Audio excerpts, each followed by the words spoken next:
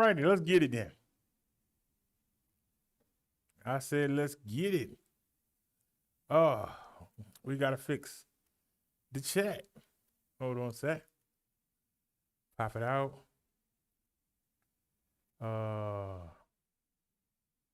Live chat and copy and paste.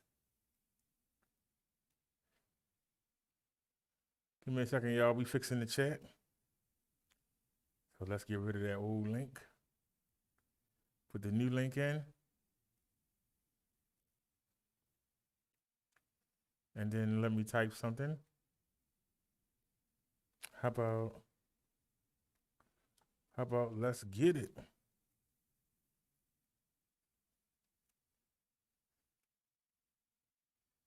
All right, let's get the show started here. All righty, everybody. Minister Brother Derrick here. I just want to do this real quick. It's 4:39, so let's go ahead and get it. Let's just go ahead and get this. I'm going to drop it for you. Stop, look, and listen. Please stop resisting. It's a new day. Let's try a new way. Jesus put an offer on the table, and everyone out there is now able to come home with God in your heart. You're never alone if you believe. Oh no, I gotta fix the thumbnail. You don't need that weed. Give Jesus a hug and put down those drugs. The victory over death is already won. So why are you picking up that gun? If your spirit is activating and fake, I gotta change it out here. That alcoholic drink. Because the devil tells you, he rules you, he fools you. There we go. But the minister is here to school you. I'm here to preach. I'm here to teach, and it's you I'm trying to reach through this song that I composed. When Jesus comes back, only God knows. Are you ready, or are you sitting heavy? Are you sitting heavy? Are you ready?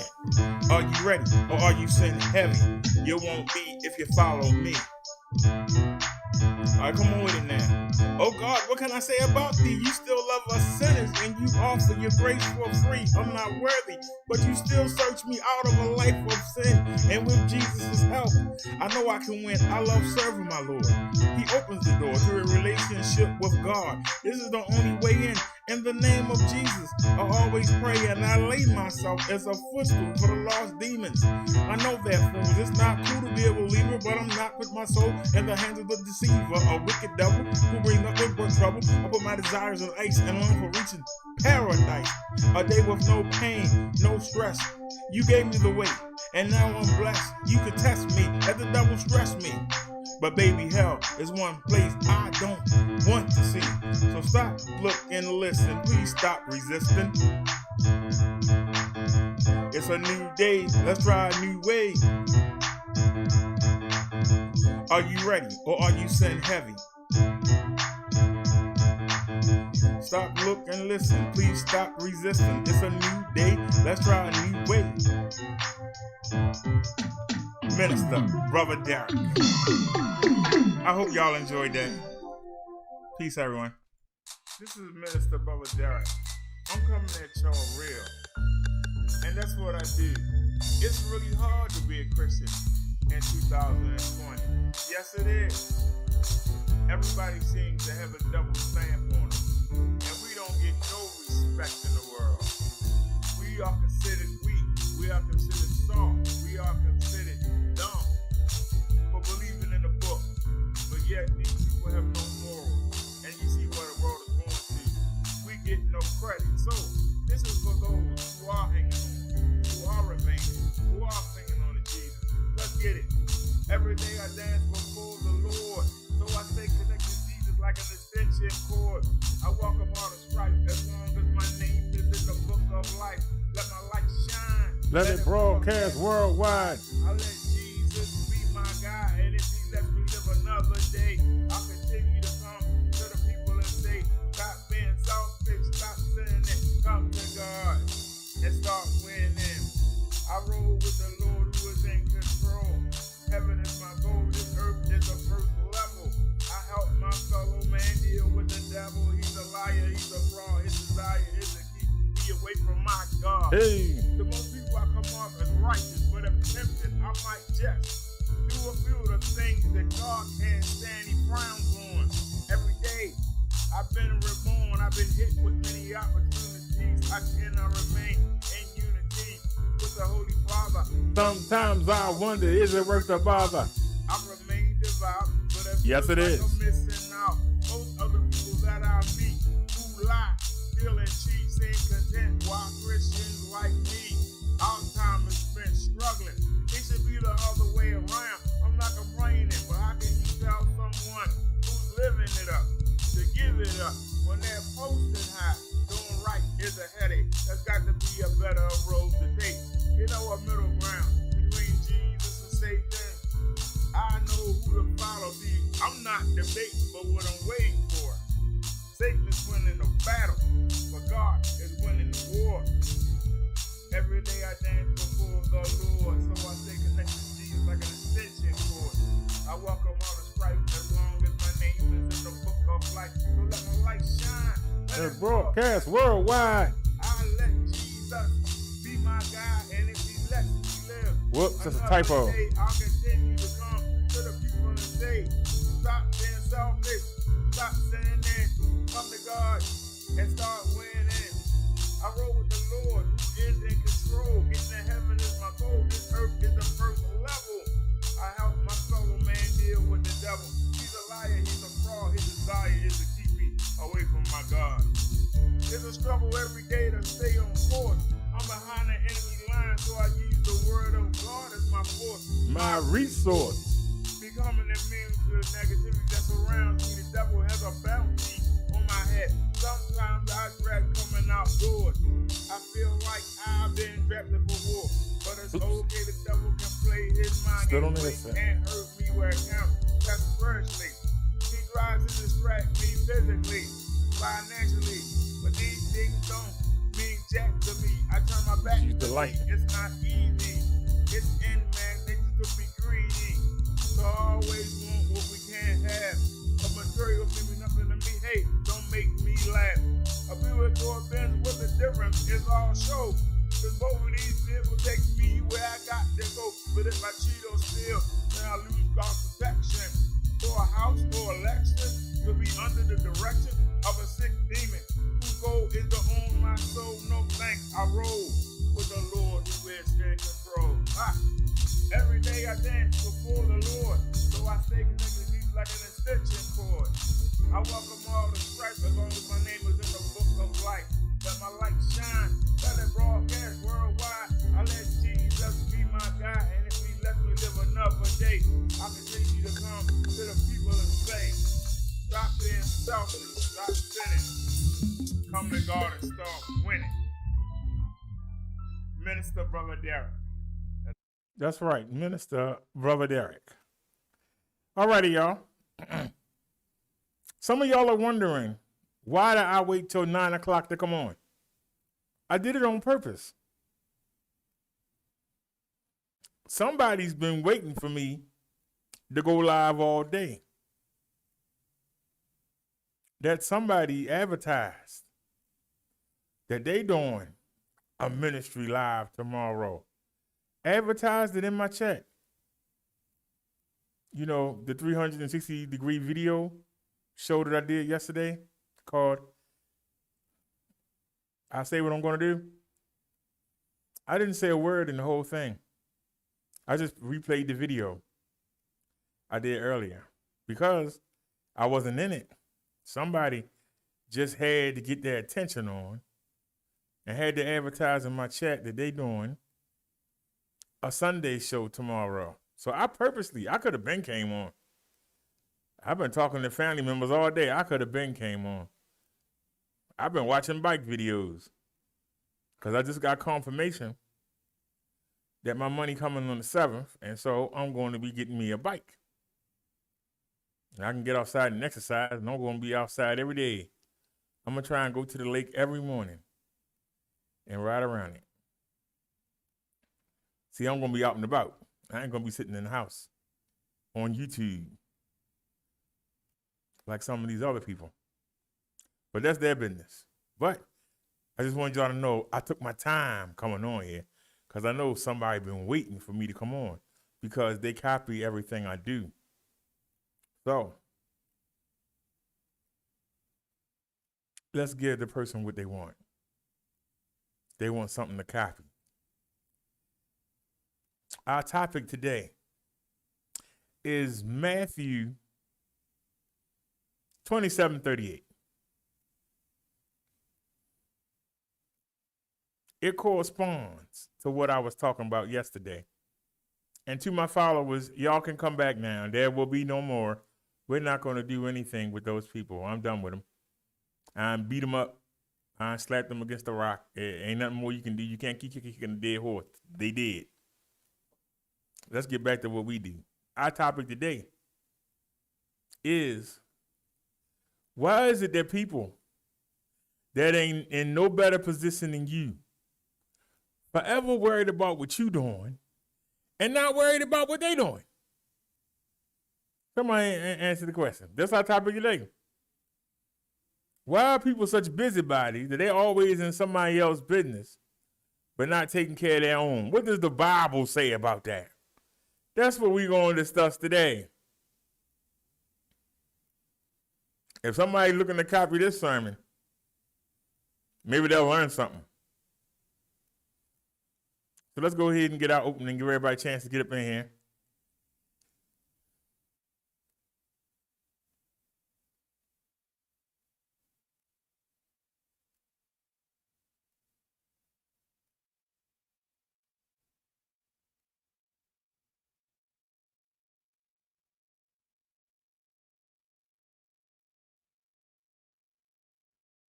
Wait a minute, where is it? There it is.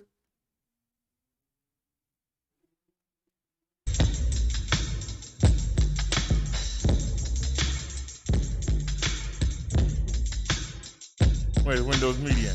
There it is. Now hover over here. Don't touch that hangout.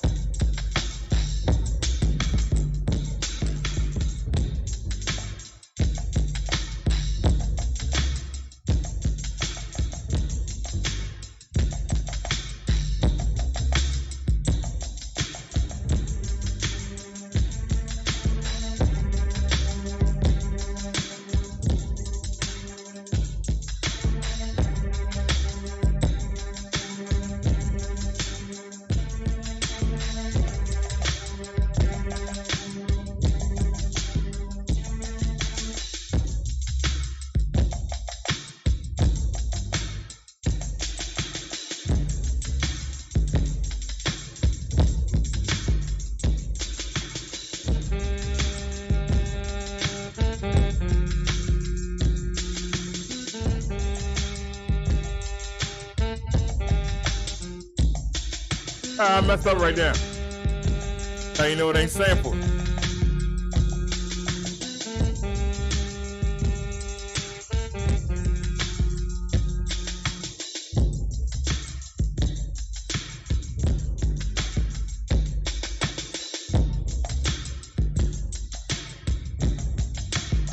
Hey.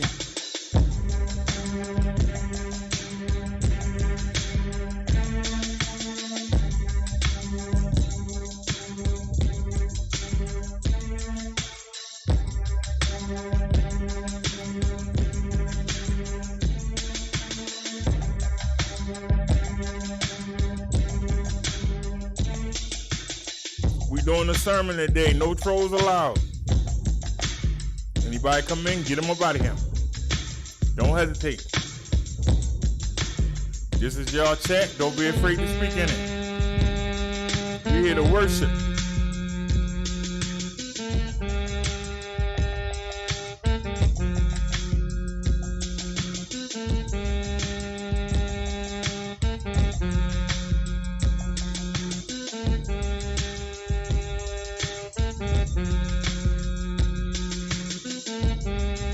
Our topic today, Matthew 27-38. The Spirit led me to that topic because I already had an idea of what I wanted to talk about.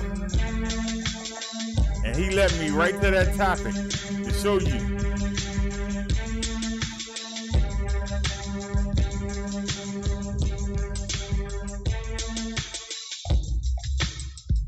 Some people are going to feel that this topic is a shot at them.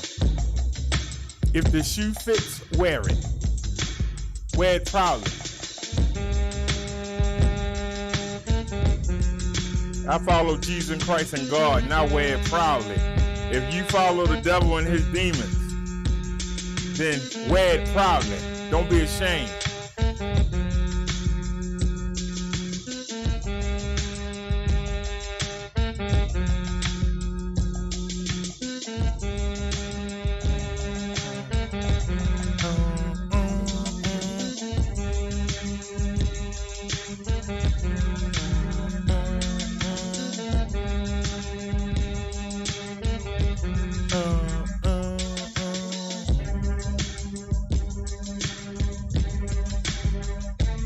Come on.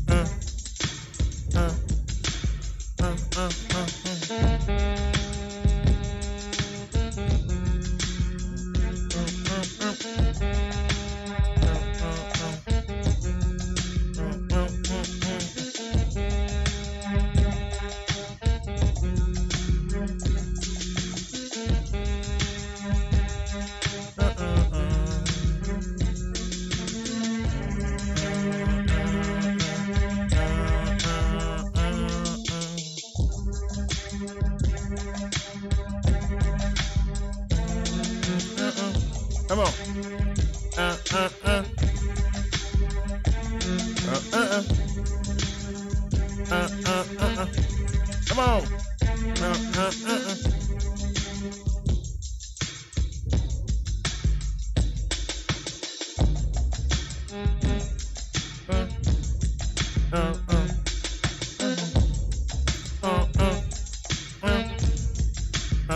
Come on.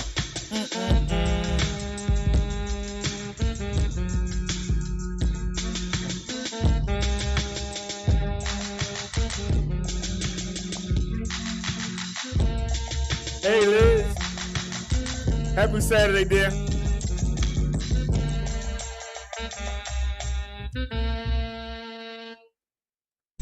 All righty. Let's get to it. Let me go ahead and drop that. Let me take off the window, what you call 'em. And let me bring me up. Because I don't need no help to do my sermons. Let's do it. We're going to do it. We here to worship. And we're going to worship. And we're going to poke the bear at the same time. Because, as you're going to find out, Jesus was right there with the demons. So when somebody say, well, how can you go down to the demons level, beat them up, and then come back? Jesus did it. We're going to see people that got problems of their own. They're more worried about what Jesus is doing. And he in the same spot they in. This is what I've been telling you about the people on YouTube and the people in your lives, the busybodies. Why they always in your business when they ain't in no better position than you is? But they want to tell you what you should do. They want to tell you how they should live. A lot of the times when they making fun of you, they talking about themselves. They are projecting what they doing wrong and trying to come to a social media site and seem like they above it when they live in it.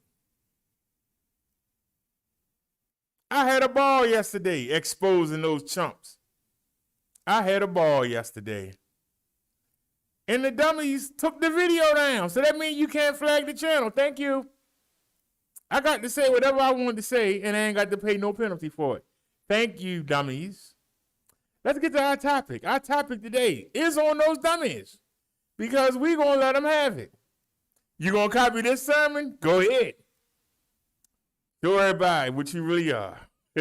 Let's stick to the topic. The topic today is Matthew 27:38. Well, what's so special about Matthew 27:38? You got Jesus being crucified up on the cross. You got two degenerates on either side of him being crucified also. But they not worried about them. They worried about Jesus.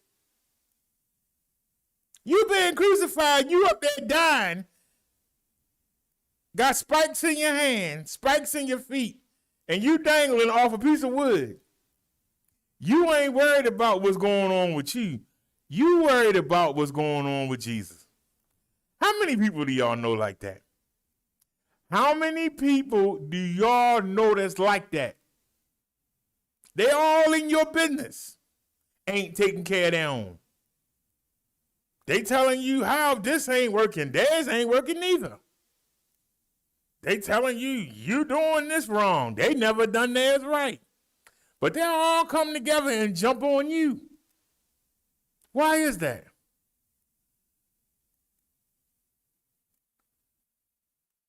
They lacking something on the inside. What are they missing?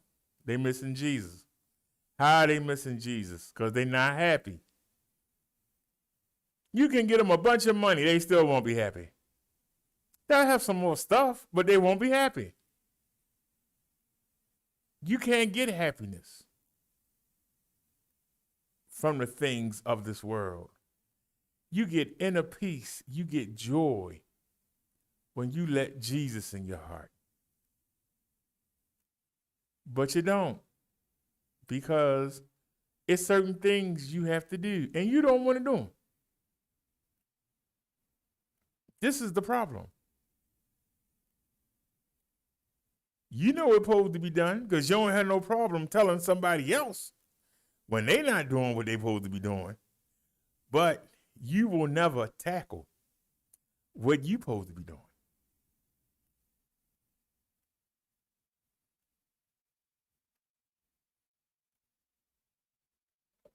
Hold on, Liz said something. Hold on.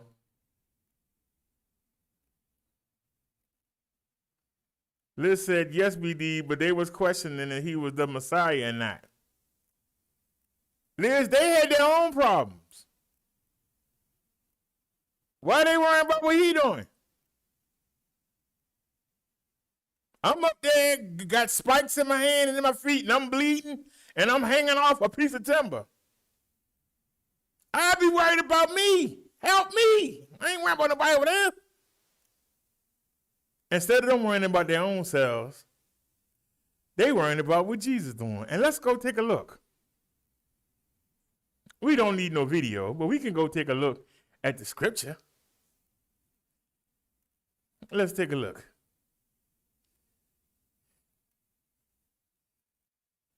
Wait a minute, that's the wrong one. That's the verses.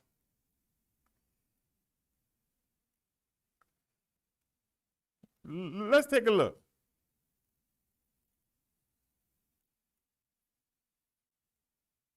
Two rebels were crucified with him, one on his right and one on his left. Some translations say two robbers. Depending on which translation you're using. But let's go in to the chapter.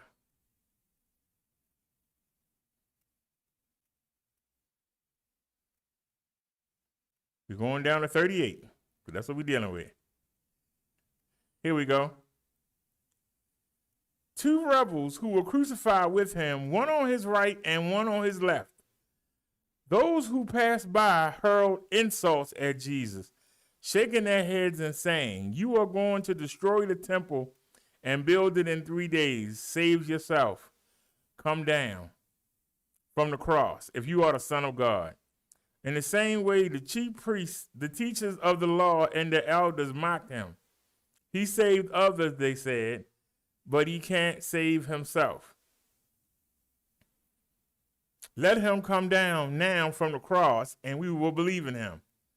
He trusts in God. Let God rescue him now if he wants him, for he said, "I am the Son of God." In the same way, the rebels who were crucified with him also heaped insults on him.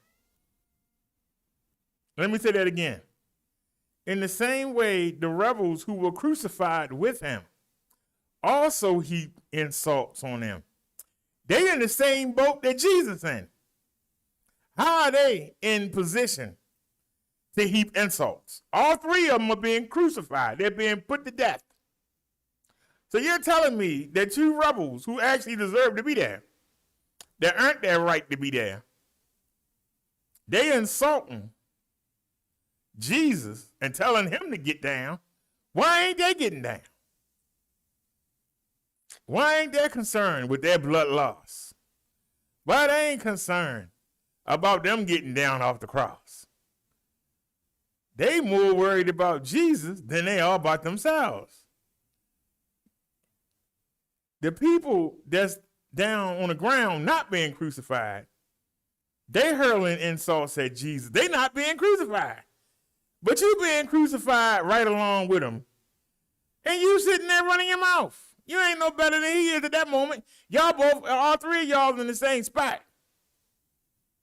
If you can't help yourself, you can't do nothing for me. Why are you wasting your time and energy heaping insults upon somebody that's in the same situation that you in? Do y'all understand what I'm saying? The people that's down on the ground, they can go home and they'll wake up tomorrow. But these two men that's on the cross, they not coming down till they're dead. But they not begging for their own mercy.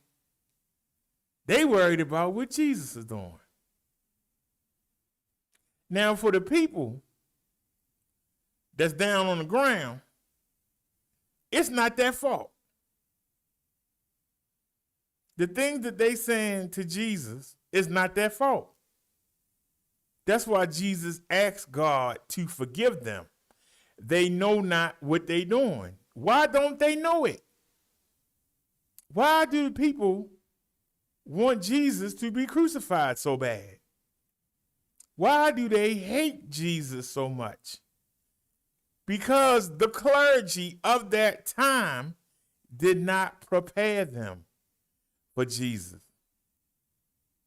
They told the people that Jesus was going to come lead them, and they was going to beat up everybody. They was going to beat up the Romans. They was going to beat up everybody. The Hittites, the Jebusites, they was going to beat up everybody. All the heathens, the Babylonians. They believed. And when Jesus came back talking about love your enemy, they're like, what? I didn't come down here to change the law. I came down here to enforce it. What? I didn't come down here to free you. I came to tell you about a place when you go when you leave from here. Then people weren't trying to hear that. They were being told for 500 years that the Messiah was going to come rescue them, that he was going to lead them. They were going to get back Jerusalem and Judah. They were going to get back the land with the milk and honey. They were going to be rich. They were going to beat everybody up. Jesus talking about, you can get that after you die. What? We want it now. Remember that commercial? I want it now. That's why the people are mad at Jesus. But why are the two guys that's being crucified alongside him, when they both are guilty of crimes that worthy being put to death, why are they worried about Jesus and not worried about their own self? I'm using this because there are a lot of people who worry about other people and not worry about themselves. And I'm sorry, y'all, I didn't unblock the screen. Hold on. That's my bad. I didn't unblock the screen so y'all could read along. But let's cover this again. In the same way, the rebels who were crucified with him also heaped insults on him. So you in agony, you in pain, you hanging from some wood, you got spikes driven through your hands, and driven through your feet. And instead of you worrying about how you not going to bleed to death, you worrying about what Jesus is doing. You got time in all your agony to still sit there and heap insults on somebody that's in the same boat that you in. All three of y'all are nailed to the cross. All three of y'all have been sentenced to death. But you think that because this man didn't do what the preachers told you he would do, you're better than him, even though all three of y'all are nailed on the cross. Liz says, BD, you are hanging on the cross. What more can you do? I'd be worried about trying to hold myself up. I'd be worried about trying to get down. I'd be worried about trying to get some mercy. I ain't worried about the man next to me. He got the same problem. He should be doing the same thing, trying to figure out how he can get out of it, how he can keep his blood and liquid from leaking out on the ground.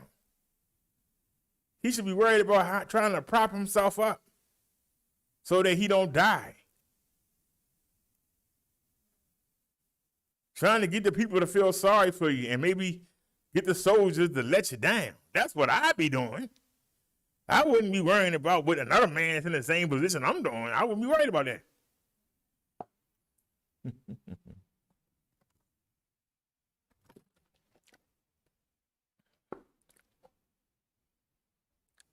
That's almost like, the people have called for you to be crucified.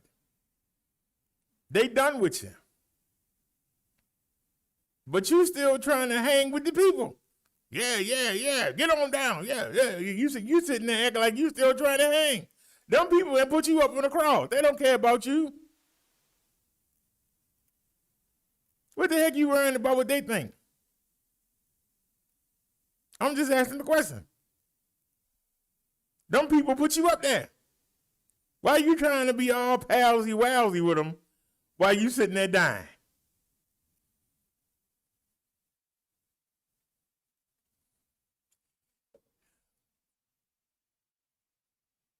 You come on, Liz, you the only one talking. You have a comment? Them people put you up there.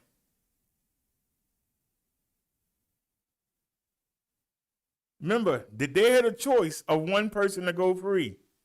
They didn't choose Jesus, and they didn't choose them two either. They chose Barnabas.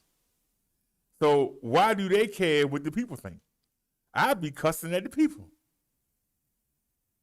I see you in hell. You're going to die one day, and I'm going to see you. That's what I wouldn't be sitting there worrying about what somebody else doing. It ain't doing me no good. If y'all don't think he the Messiah, why is worrying about what he doing, how that's going to help you when you in pain and agony right now? How is that going to help you? You understand what I'm saying, Liz? How that help you?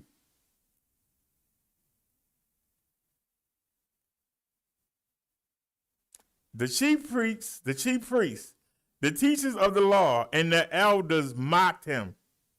These are the same people that did not prepare Jesus, did not prepare the people for Jesus to come. They did not have the people ready.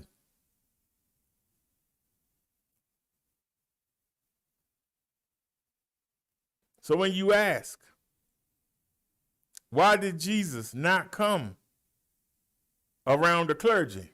Why did they always come around him? Because he knew they were full of crap. He knew they were just telling the people what they wanted to hear. And that's why they wanted Jesus out of there. He was messing up their money. He was going to mess up their stature. He was going to mess it all up. He was going to expose them. That's why they wanted Jesus out of there.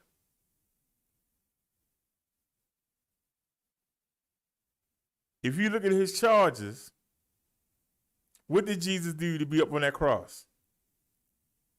He said he was the Son of God.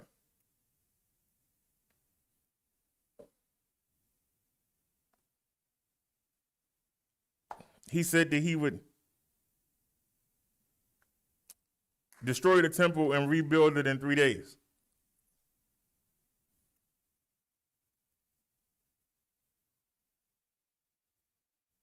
We all have God's breath in us. We're all sons and daughters of God. What makes us different than the angels and the other beings is we actually have his breath. They don't. We are all many gods. So he didn't lie. If the people had been taught that, they wouldn't have been mad. But they weren't taught that. What else did he say? He said that he would destroy his temple and rebuild it in 3 days. Does anybody know what the word temple means? Don't it have two meanings? One meaning is the building for where the church was. But what's the other meaning of temple? Your body. He allowed the Romans to destroy his body, and he resurrected it in 3 days. Where did he lie at? Where did Jesus Christ lie at? He allowed them to destroy his temple. The temple is your body. And he resurrected it in 3 days like he said. So where did he lie at? He's on that cross because the people have not been taught. Because if they were taught, they would know what he was talking about. If they were taught, the people would have known what he was talking about and they wouldn't have been angry. They wasn't taught correctly. So you got people that's not taught correctly, that's in a situation where they just as bad off as Jesus is, except Jesus can bring himself back, but they can't. But they worried about insulting him, joining in with the people that got them up there.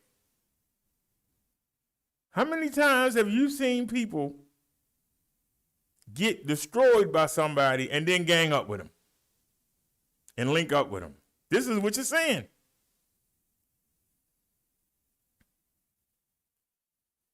This is what you are seeing. I'm showing you what happened back then, how it happens today. Because you are not taught correctly. You think you know everything and you don't know nothing. These people think that they're correct. If we could go down there in Hades and see them people right now, what do you think they're doing? They're down there on the hot coals burning.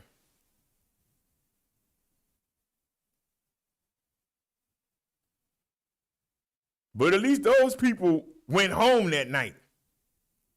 But you got two people that's actually dying on the cross. And they not worrying about them dying. They worrying about what some other man doing. This is what I'm trying to convey to you. If they don't believe he the Messiah, why are they worried about him? They wasn't taught that he was the Messiah. But they still worried about him. I'm dying. I'm not worrying about you. You're worried about me. How can I get out of this? Please let me down. This is ridiculous. They up there like they're at the party. They having a good old time. Yeah. Why don't you get down here, sorry son of a gun? Yeah, want to be God. Why don't you get down? Hey, y'all, turn the music on. Somebody give me some weed and some wine. We're going to sit here and we're going to roast this Messiah. That's how they acting. And I'm pointing it out. Because people do that today.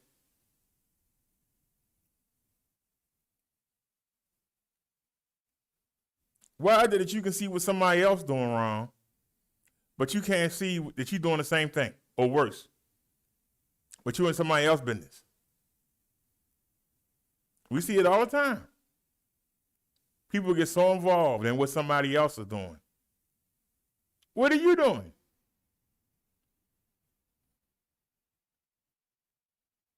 That's why when people attack me, when I attack back, but what you doing? What are you doing? You worried about what Brother Derrick is doing. What are you doing? If you're doing so well, why you got time to worry about what I'm doing? You should be doing your thing. You got people dying on the cross. They're more worried about the man in the middle than themselves. How many people you know like that? Busybodies. Sit out there on the stoop all day. Know everybody's business. Know everybody's business. And when you walk by, they call you over. And they talk you to death about people who you don't even know. They talk you to death about people you don't even know. You don't even care about. But they need that attention. 2 men that's dying on a cross still need attention from the people that put them up there. That's sick. That's the human condition. That's the topic of this sermon.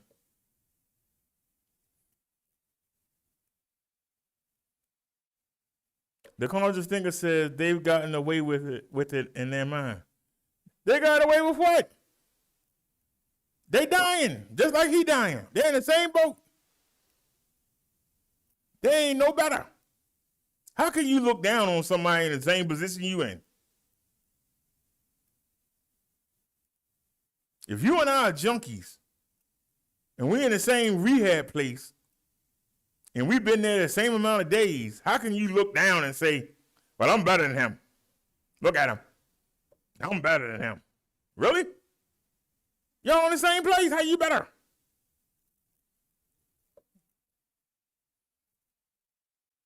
Yeah, I'm we're in the same place, but I'm better than him, You know, my bed is in the front.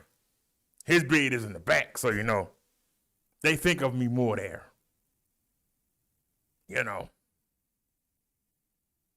When they come in and they give us the methadone, I get mine first and he last, so I'm better than him. No, you're not. You're in the same position, the same boat. You're not better. But the fact that you're worried about him and not worried about you lets us know you're going to relapse. The fact that you're more concerned about what somebody else is doing, that lets us know you're going to relapse. You're going to be right back in that same position.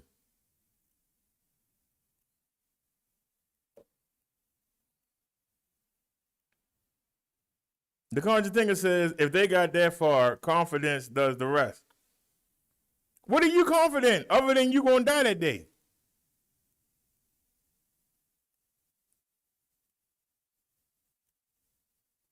You going to die just like he going to die. But you're not worried about you dying. You worrying about making fun of him before you die, huh? How that make sense?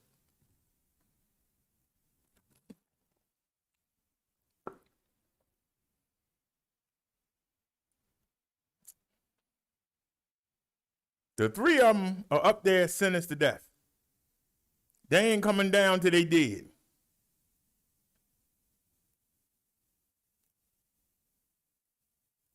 And you spend that time worrying about another man that's in the same position you in. All 3 of you are going to die.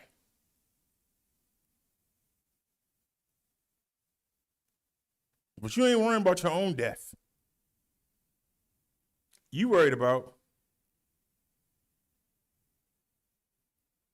a man, because the stuff they called at him, they're making fun of him for, you've committed crimes. You've robbed or killed people. They're not saying that about him.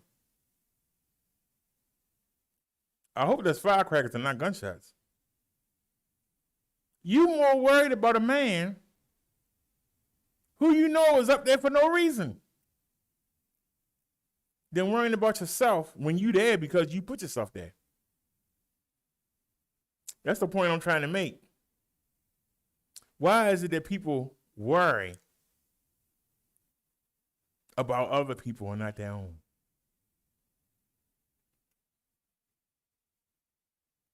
Y'all know, y'all done came into your building or came on your block and you see the kids out there playing in the street and you say to yourself, where their parents at? As soon as you get out the car, somebody, yeah, I saw you almost hit them. Them daggone lousy ass people on the way out here watching their kids. They so daggone sorry. They had the kids out here all day.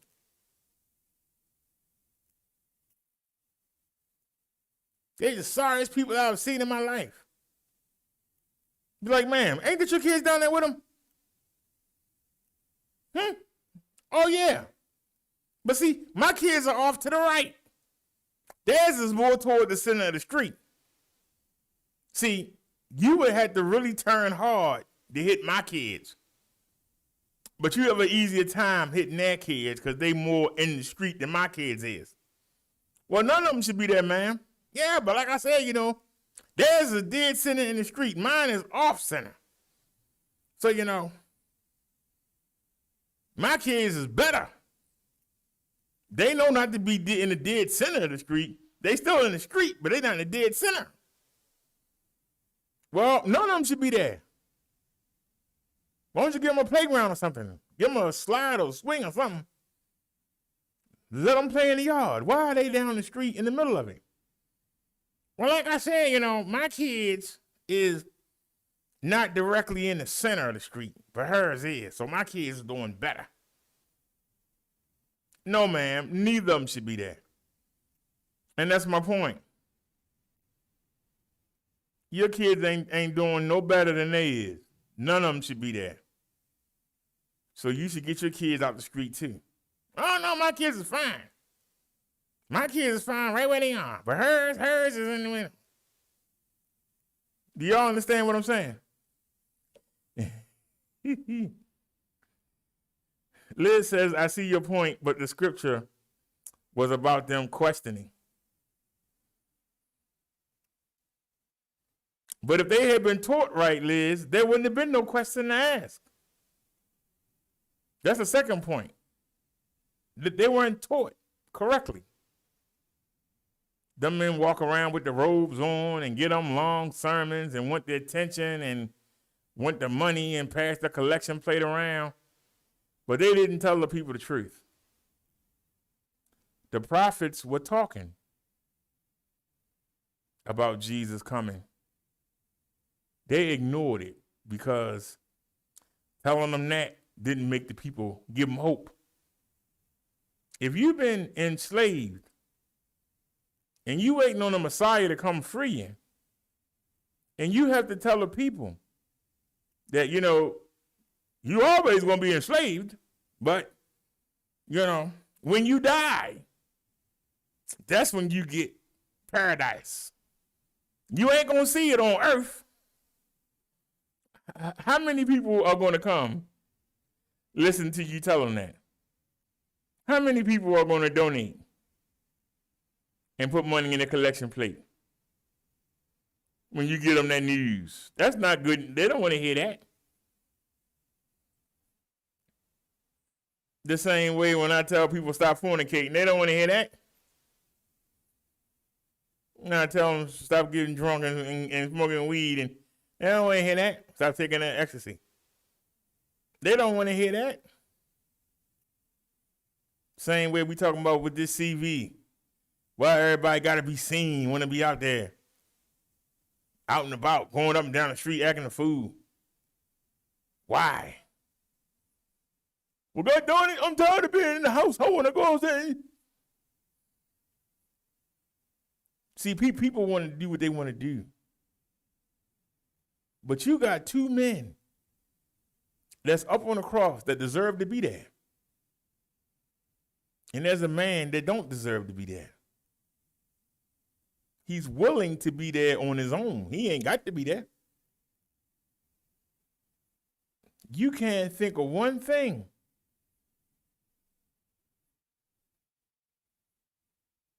to say he deserves to be there. But you want to tease him and tell him, why don't you get down? Oh, I thought you were the son of God. Where's God at to help you? Well, if you know God, why God ain't helping you get down? Do you understand what I'm saying? Why ain't God helping you get down from the cross? Why are you standing there dying? If this man is crazy and he ain't the Messiah, and you so godly, why is God letting you die on the cross? Why ain't he coming to help you? I'm just asking the question.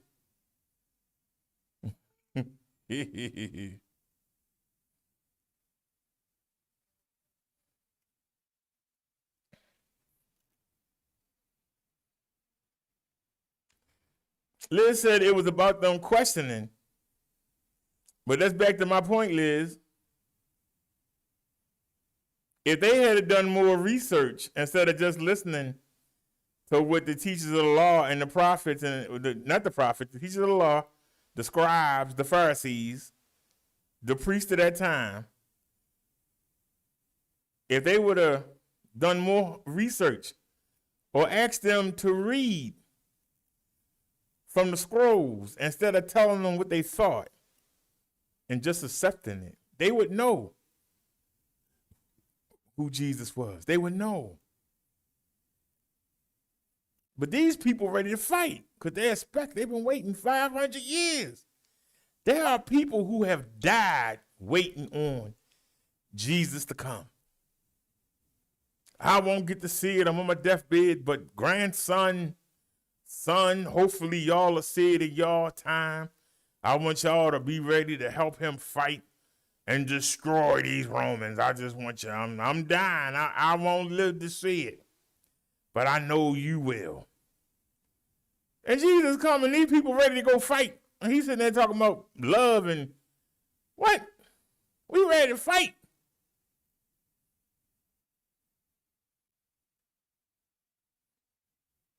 But see, God knew that. He knew that the people wasn't taught correctly.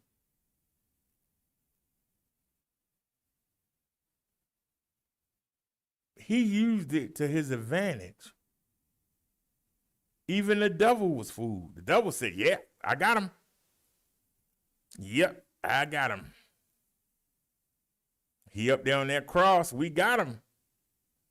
Never occurred to him. He there because he was told to be there. There's a reason that Jesus was on that cross. He could have got down anytime he wanted to. Jesus came to do something that we couldn't do. And the prophets is talking about it, but the teachers didn't tell them. Didn't tell the people. He came to do something that nobody else could do.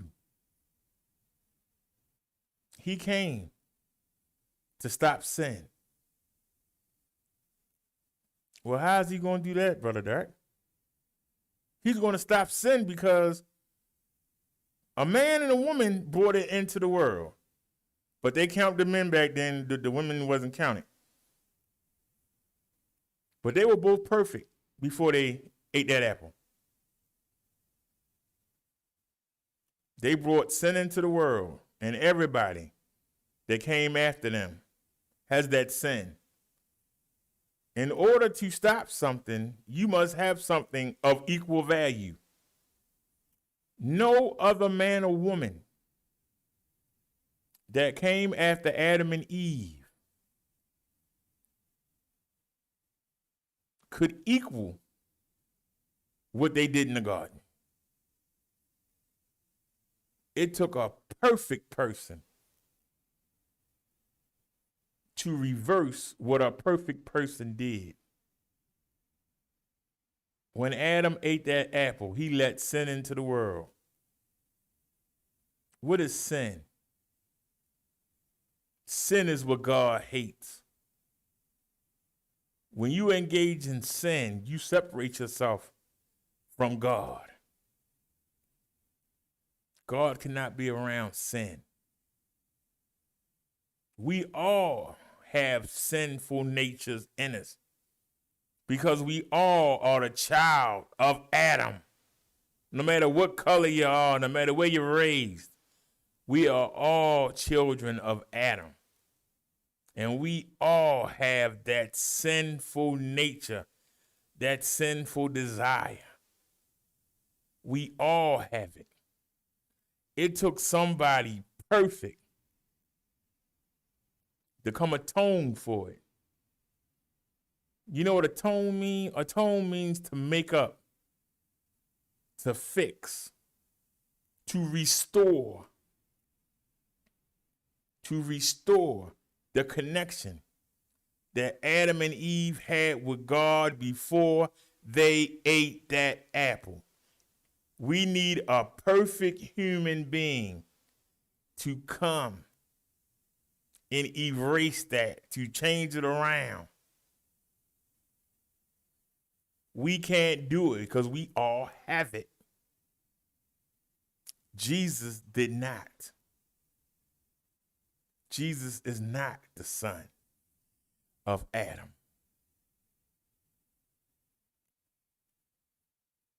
He's the Son of God.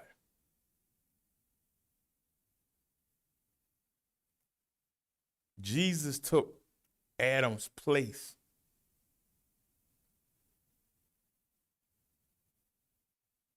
And through the blood that he shed on the cross for us,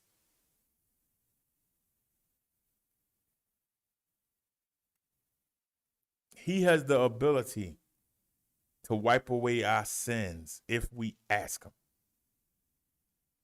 That's why to get to Jesus, to get to God, you need Jesus.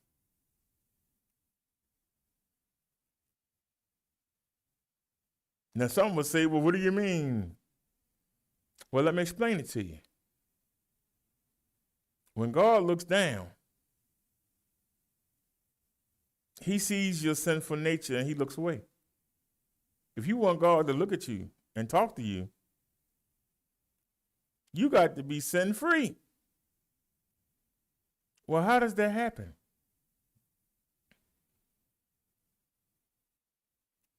Well, back in them days, the men and women, they wore robes, usually white.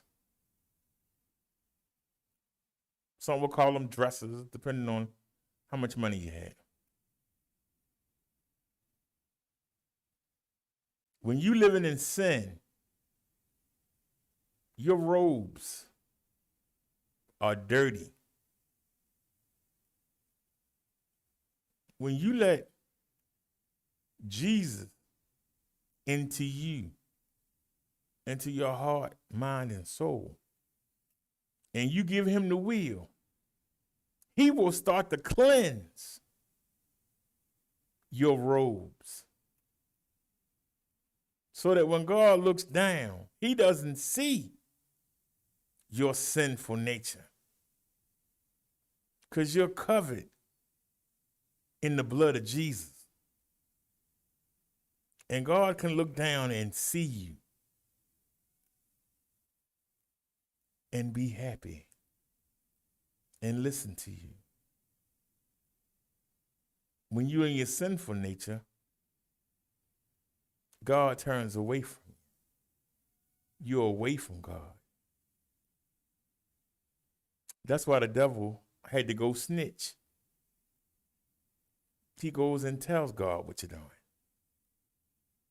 Look at the guy here. Look at what he's doing. He got 2 wives. Look at him. He's sitting there cheating. Look at him.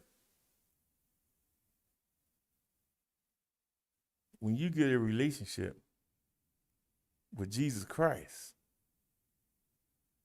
you defeat sin. You defeat the devil and his demons. You defeat the things of this world. When you die, you can't take none of this stuff with you. You can't take none of it. The only thing that's going is your spirit. Is your spirit washed in the blood of Jesus? Or is your spirit soiled with nasty, stinking sin? Because if it is soiled, you going to baby hell. There's no ifs, ands, or buts about it. Yes, Jesus allowed himself to be killed. But in doing so, Jesus is now the judge. Jesus is now the ruler of all Christians. And if you want to get to God, you got to go through him. And if you don't have him, you don't have nothing. And all you can do is get ready to burn. Get ready to be on them hot coals and be uncomfortable for thousands of years. Be on fire, but you don't burn. You feel like you're going to die, but you don't. You want to die, but you don't. All you want is some relief and a drink of water, and you can't get it. And you spend thousands of years till whenever Jesus come back. That means them people that was back in Jesus' time, where they at right now? Down there on the hot coals. Them people that were calling him names, where they at? Down there on the hot coals. They've been down there all this time suffering. And that's where you gonna be. So if you love to fornicate, and you love to sin and do everything that God hates, hey, that rhymes.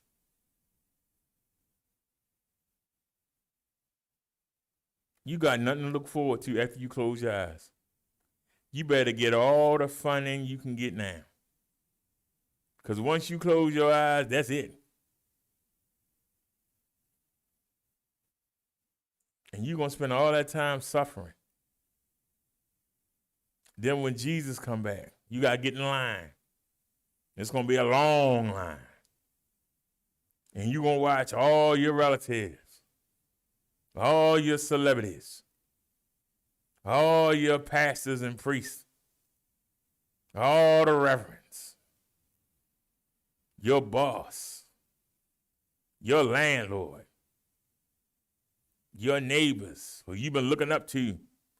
You're going to watch them all get thrown in that furnace. And when you get up there and it's your turn to stand, and he turned the book to your page and there ain't nothing on it but evil, what are you going to say to Jesus Christ to keep from getting thrown in that furnace of fire? You're going to have to put on a heck of a performance.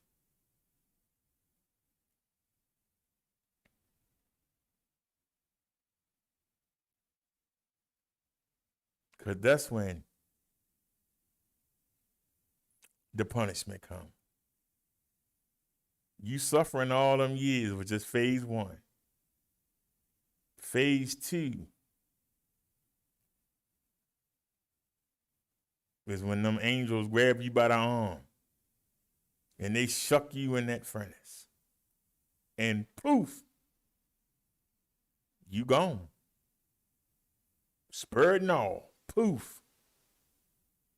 It's hot enough. It's going to blaze you. It's going to scorch you. It's going to poof. Puff the magic dragon. That's what you got to look forward to. So keep on doing what you're doing. Keep on being in everybody else's business. Keep on not having a relationship with Jesus and God. Keep doing what you're doing. That's the reward. That's your reward. If you cool with that, do you? I'm not cool with that. I know a lot of y'all ain't going to be happy to go to paradise anyway. Because you're going to find it boring. It's nice not to have no pain It's nice not to have no diabetes, no nothing. No heart disease, no, it's all nice. But man, all we do is sing and worship and dance. God darn it. Don't somebody want to fight? Don't somebody want to have an argument? Don't somebody want to have a roast battle? Don't somebody want to do something? Do we get to have any sex up here? Can we do something? A lot of y'all ain't going to be happy if you do make it. You're going to be begging to go to other places. This is boring. I can't do this. How many times are we going to sing a song? I can't deal with it. This is crazy.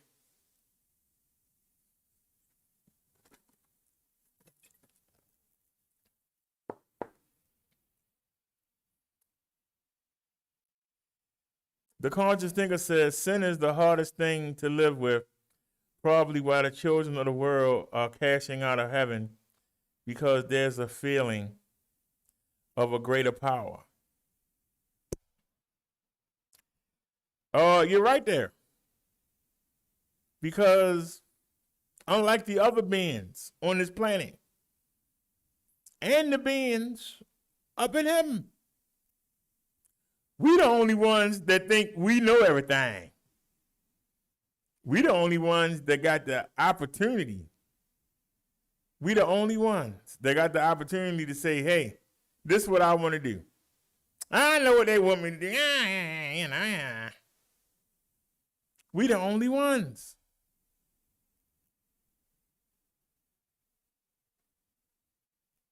We have that rationale, that ability to say, well, you know, I see what you're saying, but I don't want to deal with that. I want to deal with it in my own way. I see what you're saying. It makes sense, but, you know, I don't want to do that. It's boring. Let's do this. Well, you know, God don't like it. Fully. God done it. I want to have some fun. And you go do it. Problem is, you got to pay a penalty. People think they can get away with stuff. They don't think about, you know, the cost. See, because, okay, Wednesday, we going to study, I'm going to take y'all, we're going to even go to Kings or Samuel.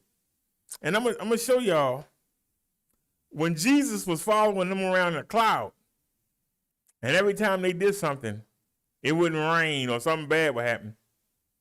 And they would have to figure out who sinned.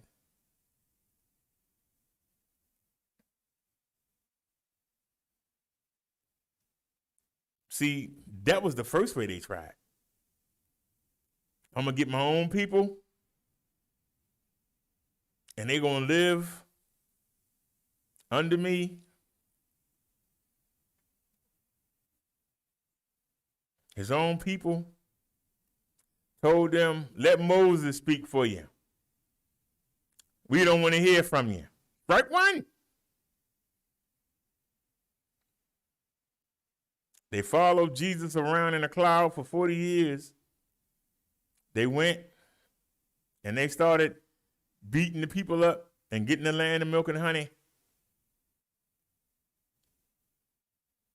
They still kept sinning. See, they had hope with the new generation that maybe they had got rid of the sinners.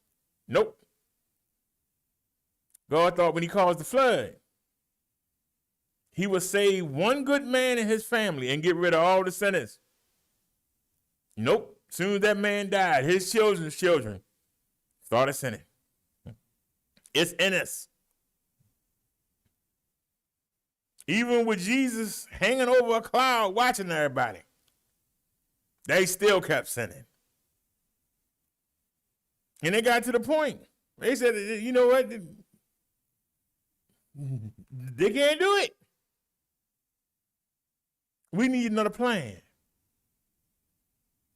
And this is the plan. Instead of them watching over you, running behind you like a parent with a 3-year-old, you got to come to them now. And you got to come on your own. And you got to want it. That's the difference now. But Wednesday, we're going to go look, and I'm going to show you. This is why they came up with this plan. Because we can't stop. We can't stop sinning. Not without help. And we can get help. But we got to stop putting everything on us and start believing that Jesus Christ and God can help us. We got to start believing that. Not just say it, but believe it. Because a lot of you say stuff, but do you believe it? Do you believe it in your heart? Do you believe it in your heart? You can say it, but do you believe it?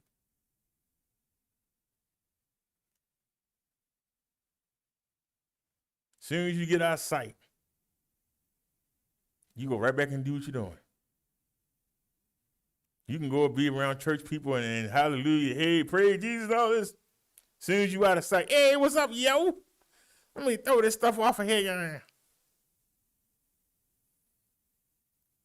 We can't do it by ourselves.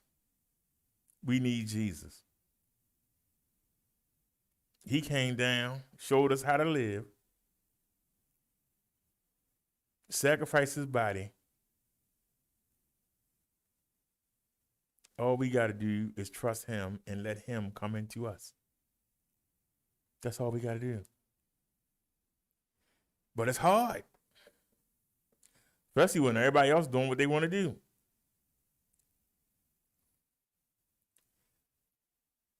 The Conjure Thinker said, there's a time even where death shall pass. I mentioned in that later that night, South Park revealed the secret of Kenny. What? South Park. I think I seen that one time. Isn't that the one with the little guy do all the cussing? Little fat boy do all the cussing. Isn't that South Park? They say there's a time when death shall pass. It shall pass. Because those that Jesus know are going to live in paradise forever. Those he don't know, they're going to pass. They're going to go right into that furnace and burn and be done with. Poof. Puff the magic dragon.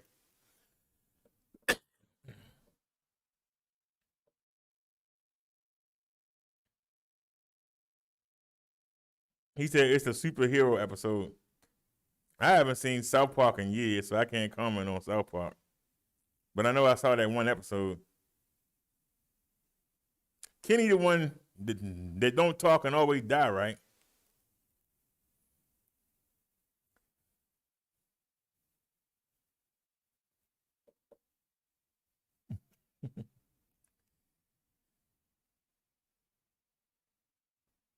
So anyway, like I said, the topic of our show was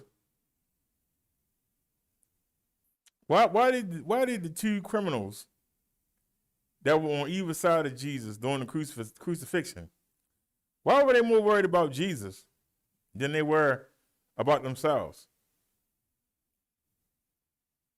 You know, they up there dying too. Why are they trying to go along with the crowd when the crowd got them up there? I'll be cursing there. Why don't y'all shut up? Can't we die in peace? You gotta make fun of us? Hot darn. You got us up here. Shoot. No, they sitting there worried about Jesus.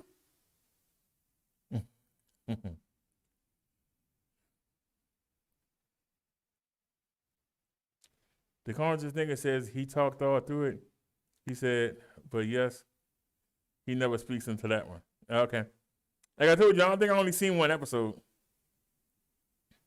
I be seeing the gifts on Giphy. It's a lot of gifts.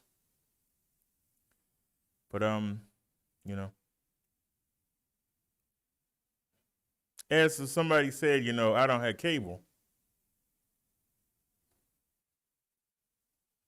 They're right. I don't have cable. I don't need it.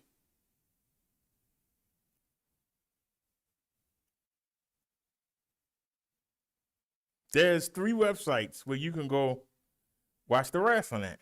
I can go watch the wrestling. I can watch the UFC. I can see all that stuff. I'm to the point now, I don't even watch it like I used to. I be watching the scam baiting videos. I don't know why I find them so entertaining. I like watching the scam baiting videos. The scam baiting videos, and I like and I'll be watching the electric bike videos. There was a video that an old man did, and it gave me a kick in the butt. And that's why I've been going out. But let's take a look. This was just one verse that the Spirit told me to bring to y'all. But I had another angle to bring, and I just tied it all in. Busybodies. Timothy 5:13. Besides that, they learn to be idlers, going about from house to house, and not only idlers, but also gossips and busybodies, saying what they should not. Does anybody want to dissect that? You want to take a chance at that, the conscious thinker?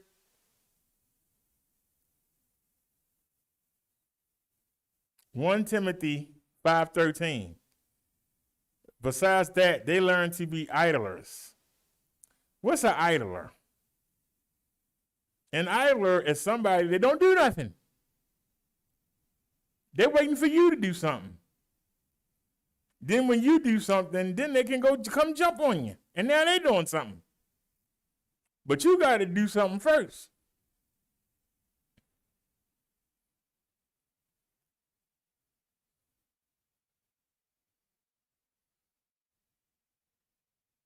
That's why I said there's certain people that wait till I come on, and then they go on. So I make them wait.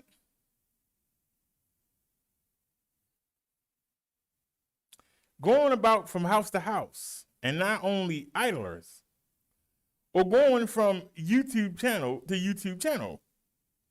And not only idlers, but also gossips and busybodies, saying what they should not.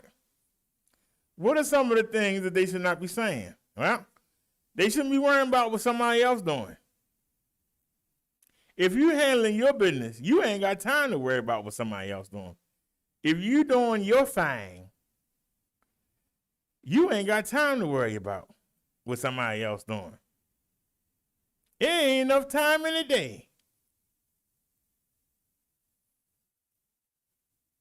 I got another 40 hours of video to watch.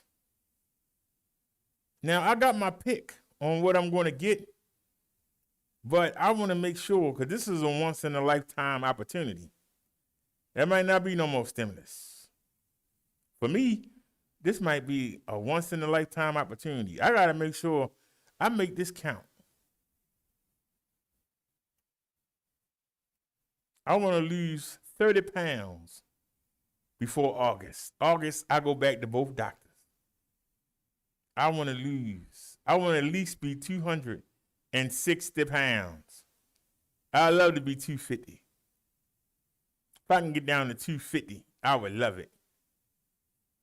I got to make sure that I get a bike that's not going to be too heavy to carry up and down the steps. I'm only 50 now. What about 10 years from now, when I'm 60? Will I be able to carry it up and down the steps? Do y'all understand what I'm saying? I still got 5 or 6 years. I'm on the housing list. So I know I got 5 or 6 years. 5 years from now, will I still be able to carry that thing up and down the steps? I got to be conscious of this. You just can't jump in and then be like, yeah, I wish I hadn't got that. So with them taking forever, it's giving me more time to do research. I want a bike that's more powerful, that has gears on it, so I can go out there and test myself. But at the same time, I want it to be strong enough to carry me, but at the same time, not be so heavy I can't get it up and down the steps. I could get something lighter, and it might be fine until we come to a hill. And even with me pedaling, we still might not get up the hill.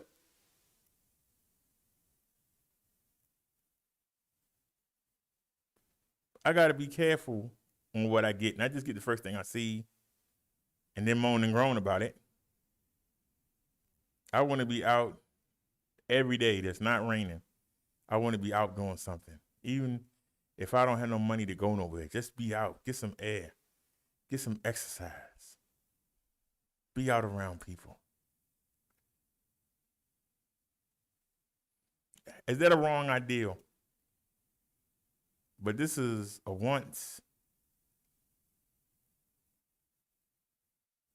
one-time opportunity. This is a one-time opportunity. Now, I could get a 36 volt. I have that now. I want a 48 volt. I want at least 750 watts, but I could deal with 500. I got 250 right now, so that's double.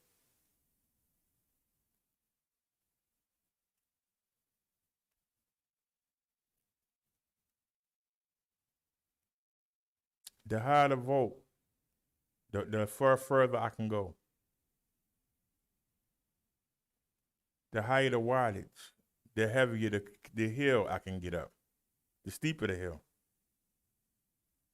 250 watts with my help will get me up the hill. So 500 watts would definitely get me up the hill. 750 watts, I ain't got to worry about no hill at all. 1,000 watts, I can climb mountains.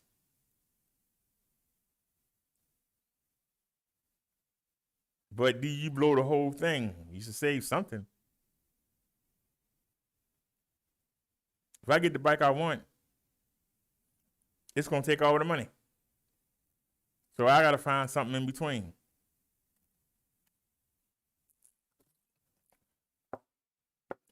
Because now that I can get to more places, I'm going to want to go inside and buy something.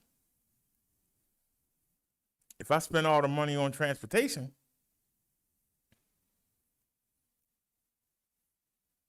then what happened when I get there? Y'all see me go past that cafeteria when I get the blood work done.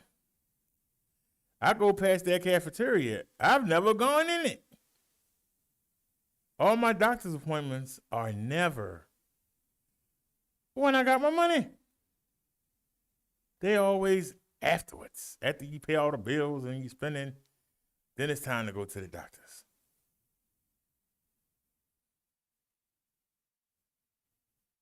I like to go into the cafeteria, even if I can only get a bagel and a soda or a cup of coffee or something. You know what I'm saying? Just get the ambiance. First thing, ain't got to go in there and get a full course meal, but just little things. A lot of time, we ride by carryouts and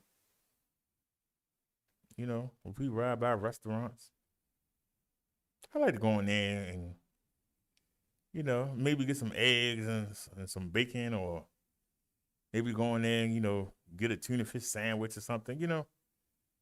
Well, we always have to ride by them. It's just little things. It's little things that most of y'all might take for granted. Stuff that I used to take for granted. I haven't been to Burger King I ain't been to Burger King since November of 2017. Little Caesars had the cheese and the crust pizza out for years. I haven't been to a Little Caesars since November 2017.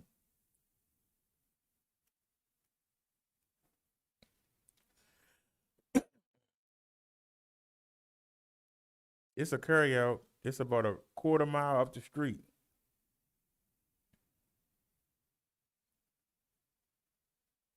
It used to kill me to walk there, but I will walk it. I haven't been there in 3 years. 3 years. I ain't been there in 3 years.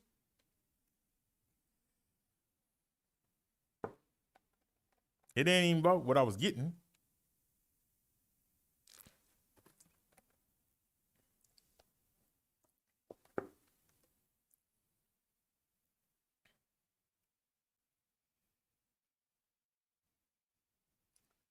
Let me see.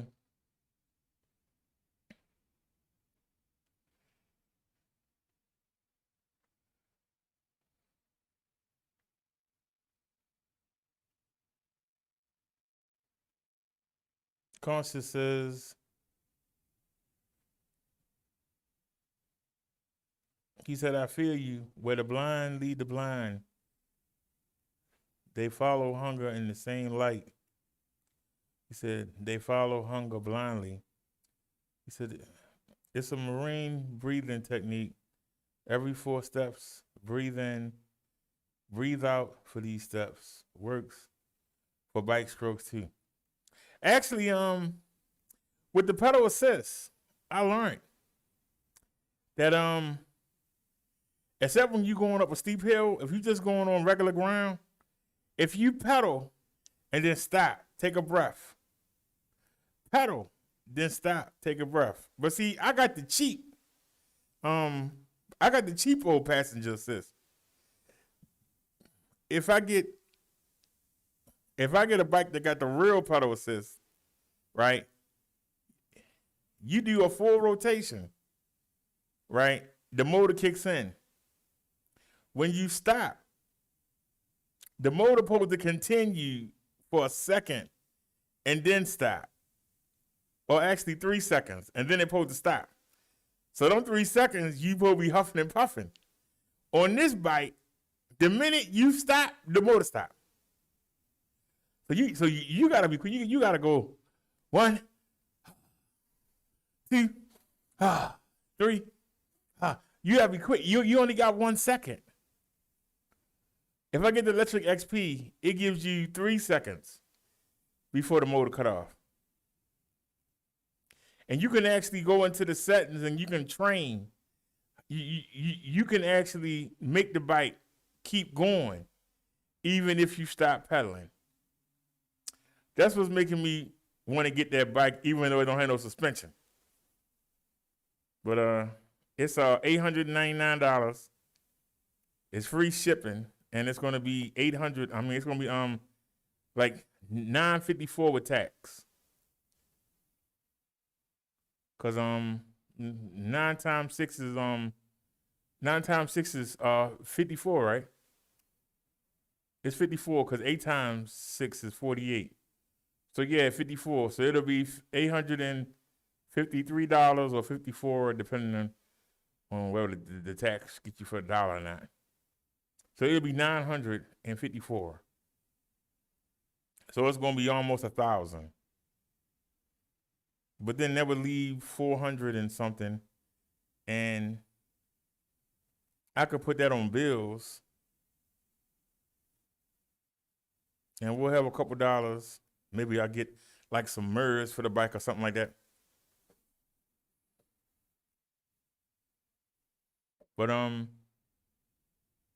you can program it to motor to stay on for a few seconds, and you can catch your breath and then pedal again, right before it cut off so it stay on. Little things like that will help you. And then as you get stronger, you won't need it, and then you can take it off. You know what I'm saying? And that's going to allow you to stay out there longer, you know. But yeah, I understand that. That's a But like I say, the minute you stop pedaling, the motor stop. If you on level ground or you uphill, you got to start all over again. But if you're going downhill, that's when you get the rest. Because downhill, you can let gravity pull you. And if you get up to a good speed, a lot of times you'll see me pedal up as fast as the bike can go, and then I'll let it go and just relax, and then I'll start pedaling again. That's I understand what you're saying.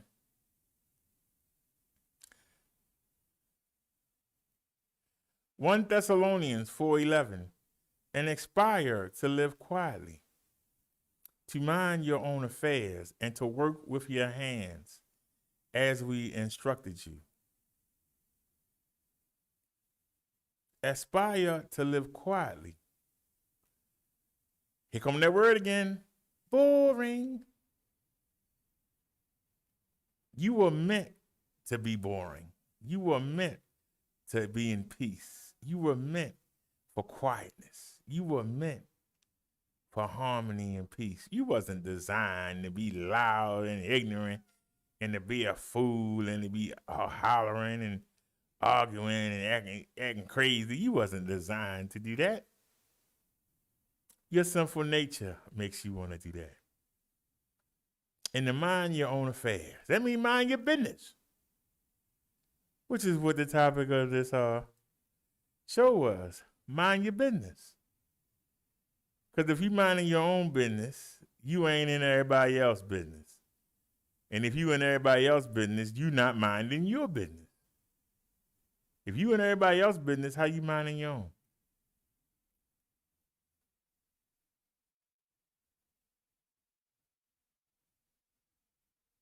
You know, somebody tried to say that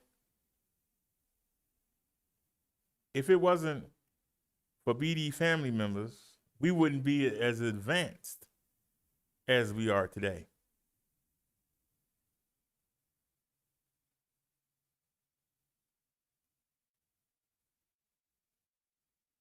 That's a true statement.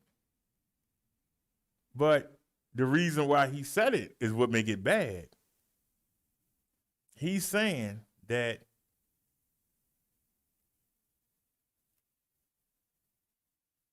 I shouldn't need the family members to help me out.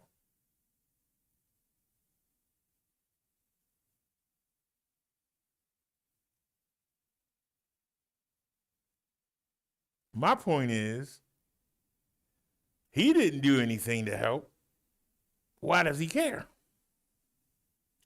He didn't contribute not one thing. Why does he care?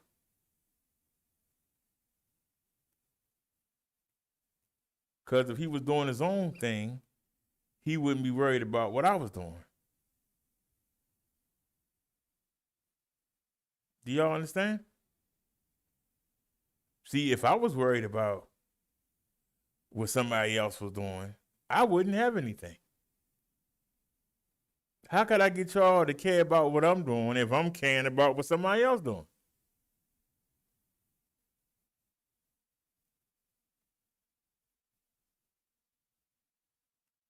Why would y'all come to me on a bike ride if I'm forever talking about somebody else riding in the car?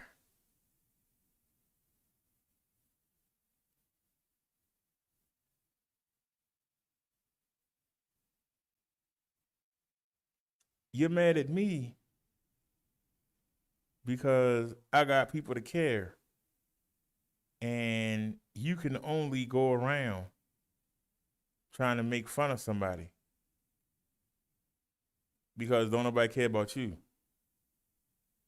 Did I get that right?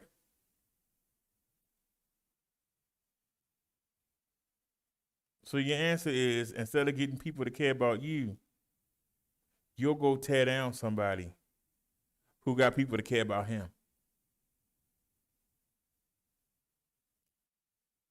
Did I get it right, y'all?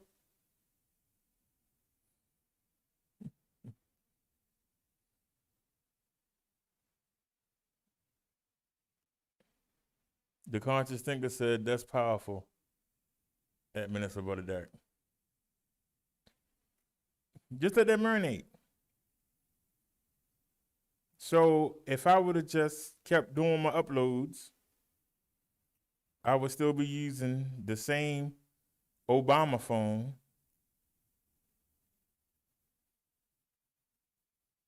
And we wouldn't have none of the animations. We wouldn't have the mobile lives in 360. We wouldn't have anything except me sitting in front of a phone. If I listen to this dude.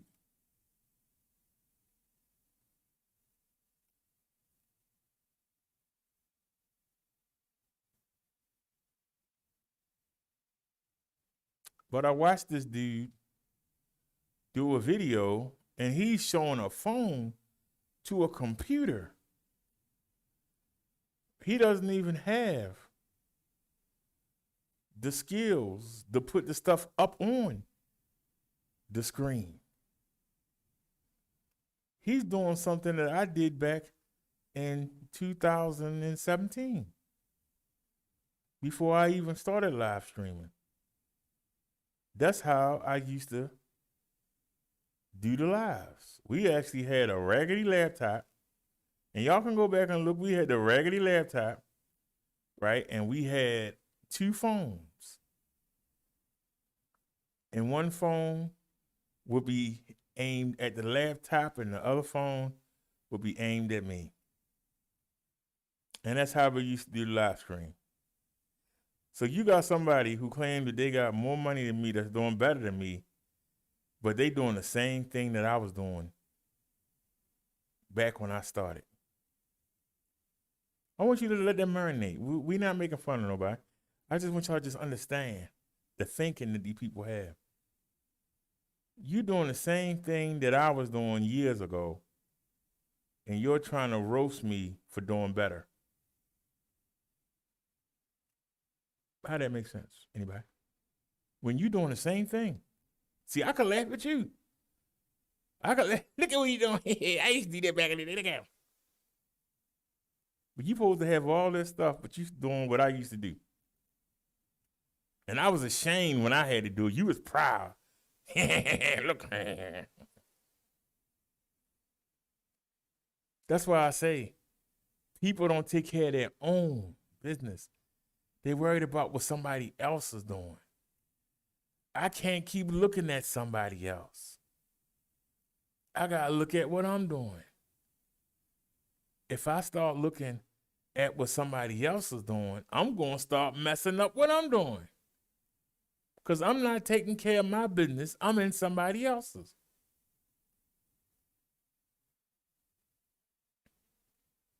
By mistake, I found out some stuff. And some of y'all know what I'm talking about. I came across a woman's page who's been in this chat, but I didn't follow her. But I came across her by accident. Man, I don't watch them people like that. She's going in, and she's saying stuff that I wish I'd have had it yesterday. See, I ended it. I wish I would have had that information yesterday. Oh, man, we would have had a great show. I'd probably be flagged down if I'd have had a third. I didn't even know what the heck was going on. But we done with that. But I said, man, the fun I could have had with this. Seriously, the fun I could have, crazy. But we're not going to worry about that. We get back to doing what we doing. We had our little fun with them. It's time to move on. It's time to move on and get back to what we doing. We're going to get back into the news. Another thing, we're going to get back to doing our show. And like I said,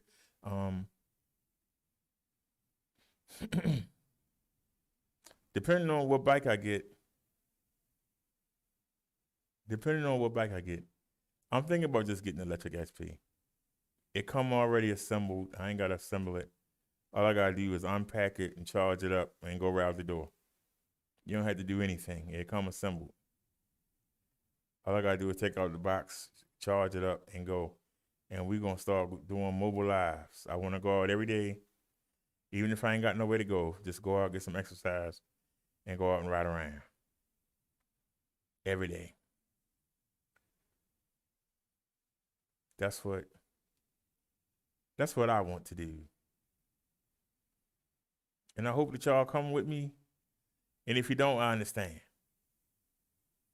See, that's the difference. If you come, I'm glad you're coming. And if you don't come, I understand.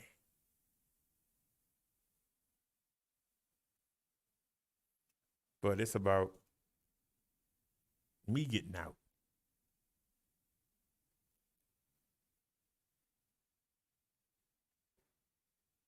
And y'all probably would say, this man spent 3 years trying to get out of that daggone side of the building. And now he got a place that he loves. And he can't wait to get outside. I don't know like thinking that. And they're right. Because I do what I say I'm going to do. I told y'all I was going to move, and I did. It took, actually, we moved twice.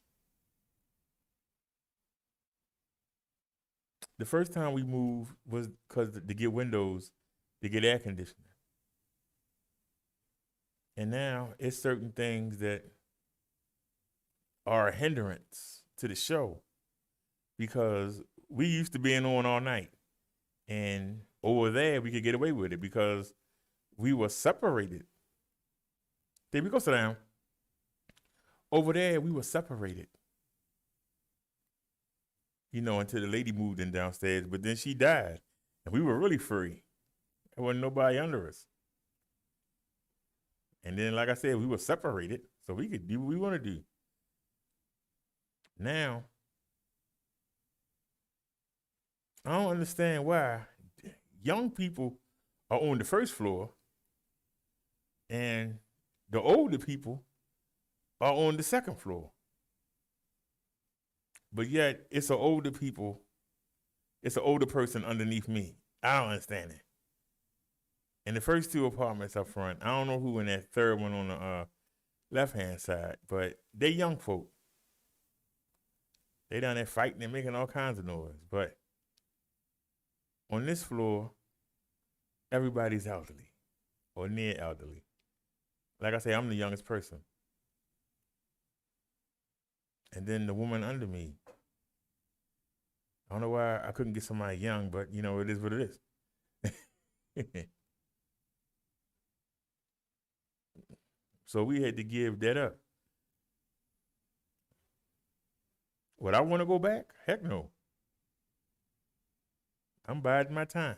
I'm waiting for somebody to get put out or leave from downstairs, or I'm waiting for the housing, whichever one comes first.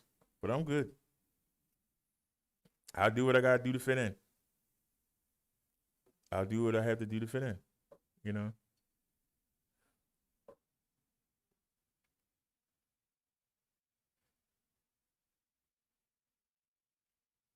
The conscious thing said, don't overcharge it. Yeah, like I said, I actually found some batteries. Because what I was thinking was, instead of buying a new bike, I was thinking about, I found the 12-inch wheel, but it only got a 350-watt motor in it. And I was thinking about buying that wheel and then buying a 48-volt, 20 amp hour, which will give us a lot of time. But the problem is, it's not going to help with the pedal assist. And we still not going to have nowhere knowing how many miles we done or how fast we going. We're not going to be able to know none of that. So rather than spend, because the wheel is 100 and something, the battery is 200, and something, and then I would have to pay somebody 200 and something to install all that. You might as well just buy another bike that got it all. You understand what I'm saying? So I'm trying to find something that's going to carry me. I want 500 watts. I don't like this. I don't want 36 volts because we got Davey. Go sit down, man. You almost knocked the phone down. Go relax your nerves, man. What's wrong with you today? Keep interrupting my sermon for. We ain't even doing the sermon part. You still bugging us. Go sit down. Now, like I was saying, we looking for 500 watts as the basis. I don't want to go below 500. And I want 48 volts. Now, I could go back and buy a 48 volt battery down the road, but I wanted to get it all done at one time. I got the money, get it all done. I had saw something, but I'm not sure about it because it says that the weight limit is only 200 pounds. I've never seen a bike, electric bike, 20-inch fat tires. They got a weight limit of 200 pounds. But it's only 5 something. And it's 48 volt and it's 500 watt. And it will be perfect except it says that it has a 200 pound weight limit. Who the heck will make a fat tire bike with a 200 pound weight limit? That doesn't make any sense. How would you make a 48 volt bike 500 watt with only a 200 pound weight limit? That doesn't make any sense. The bike I got sitting right there, it got a 242 pound weight limit. And it's only it's a 36 volt 4 amp or 4i. And it's 250 watt. And it's carrying my fat behind around. But you telling me a 48 volt 500 watt? For those of y'all that understand what the volts mean, you know that a car battery is 12 volts. Y'all know that, right? Anytime you go out there to your car and you start it up, it's 12 volts. And you know that when you use the cigarette lighter adapter, that it's a 12 volt. That cigarette light adapter, it converts the 12 volts into 110 volts so that you can use it for your phone and stuff like that. Y'all understand that, right? This scooter, you seen the scooter battery. You notice that it's one thing, but it got 2 sides to it, right? It got 12 volt battery here and a 12 volt battery here. And that's 24 volts. So the bike is 36 volts. That means it's 36 batteries, right? So a 48 volt would be 48. Meaning they in 12s. And so it's 36. And that bike's sitting over there. If you get a 500 watt, if you get a 48 volt, then you get 48 batteries. It's 48 rechargeable batteries in the battery pack. The more batteries you have, the more power you have. Because I've seen some 52 volt. They have 52 volt e-bikes out now. But 48 is fine. But I want a bike that's 500 watt and got 48 volts. And it'd be nice to have a display, at least front suspension, or if not front, back suspension or something, you know. And pedal assist. So that means I want gear shift, whether it's a Shimano or whatever, where I can shift the gears. Now, I saw a bike, but I saw a video, and the man said it was a piece of crap. But it had everything that we looking for. It even had stuff that family members wanted me to get. Instead of being a 7-speed, it had a 21 speed. That means that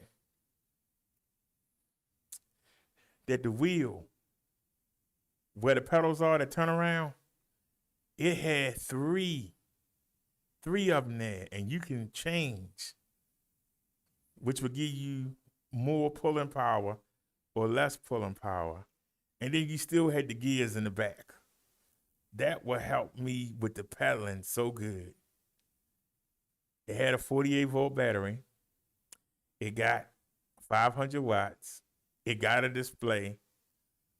And I watched the video, and the guy was like, this thing was a mess from the start. I said, oh, man. It had everything, especially the 21 volt. But I see that it's a copy of an Anchair. But I know I can get it from China for like 400 and something. And it will have everything I need, but would it break down every minute? I mean, would something break off of it? That's why I say I got a lot of work to do. I'm just trying to I'm trying to stay focused. I got a lot of work to do. I got to figure out because I only got till Wednesday, and I got through both doctor appointments. I hope that don't happen again, man. Back-to-back doctor appointments. But I promised them that I would be lighter. I promised both doctors that I would be lighter. And I got some bad news yesterday. My cardiologist, the one that put my pacemaker in and put the 2 stents in my heart, he's retiring. You know what I mean? I let that man go to work on me. And so I asked him to suggest somebody to come to. So when I go in August, I'm going to a different doctor. This man been with me from the beginning. From the beginning of when I technically died twice and came back to life. And when I went to the hospital, I was assigned to him. And he and I have been living since 2016. So I don't know. And like I said, the general doctor's still trying to get me to do that diabetic stuff. I made a deal with her. I said, if I don't drop 25 pounds before I see you in August, then I'll go ahead and do whatever you want. I'll go see all these other doctors and whatever is whatever. I'll go ahead and do it. So that's why I said this is not just about me getting outside and getting some air. If I don't want to do all that diabetic crap, I got to get down to at least 260, 255. So that means we need to be out every day. It ain't raining. We need to be out there getting some exercise. Not sitting on YouTube, not being in the house, but actually being outside doing something. I got the washing machine. All my clothes stay washed. There's no reason for me. I ain't got no excuse not to get out and go nowhere. None. They might be wrinkled, but God darn it, they clean. Everything is clean.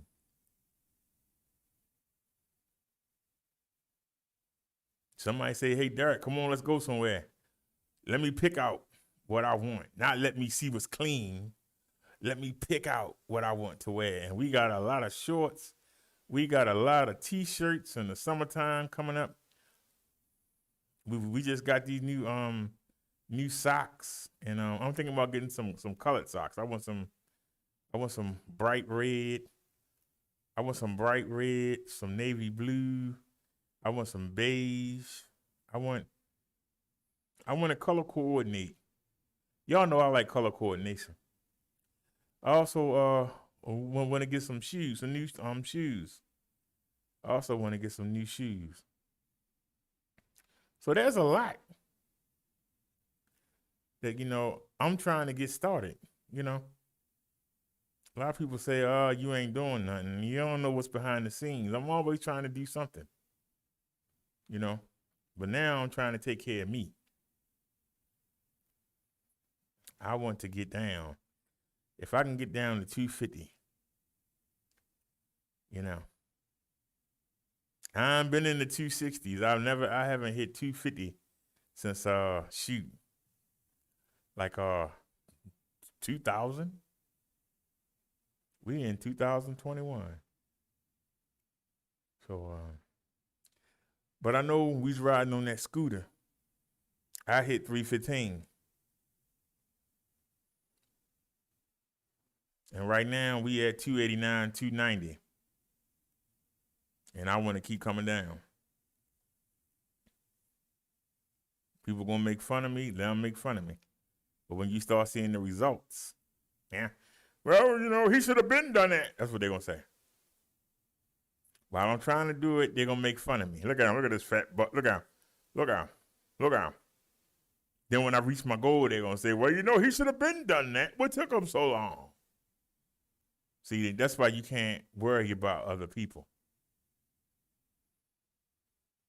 Because see, even when you reach a goal, instead of them saying good job, they're going to say, well, it's about time you got there. You should have been done it. What took you so long? Like, don't you? That's why I say, you can't worry about what other people think. You can take it into consideration, but you shouldn't worry about it. You should worry about the word of God. If I'm telling you the word and you can go look it up and say, hey, Derek makes sense, then take it to heart. But if somebody just rambling something to you, I ain't saying don't listen to them, but don't let them direct you because they don't have your best interest at heart. They want to see you fail because they ain't doing nothing. Use that as your motivation. The people that want to see me fail, I want to show them up. Use that as your motivation.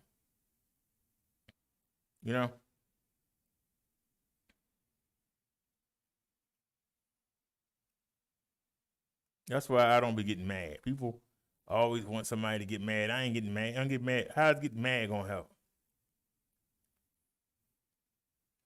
I don't understand how come people got their stimulus checks and they buying up everything. I'm still waiting. I'm still waiting for one of these to come back.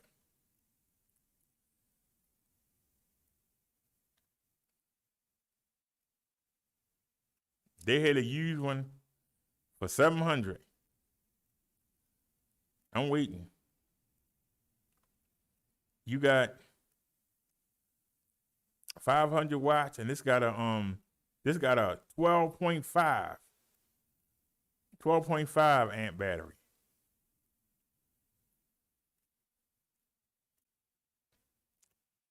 Now I don't have rear shocks, but it got shocks in the front. See 'em? It don't have rear shocks, but it got shocks in the front. And it got a display. Now, if y'all were listening to me, wait a minute, are you showing the right one? Yes, you are. See how it has a display? And see, you can go on the display and you can set up your pedal assist. You hold those two arrow buttons down and they take you into the settings, and I can get the motor to keep going for like 4 seconds and give me a chance to suck for oxygen before it cut off, and then I can hurry up and hit it before it cut off. But you got to get one that has it. And see, this is the gears over here. But you notice there ain't no gears over here because this only has one sprocket. See, back here you got 7. But up here, you only got 1. Now, if I actually was going to leave my sensors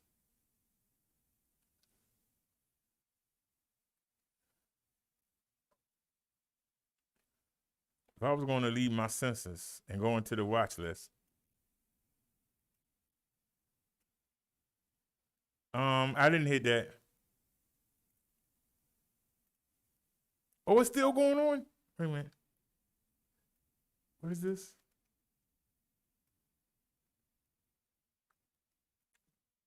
Wait a minute. I don't remember seeing this. Oh, this is the offer I made the guy. Okay, great.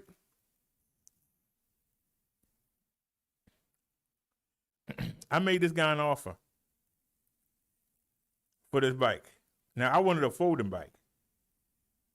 I really didn't want a straight up, but it has the display.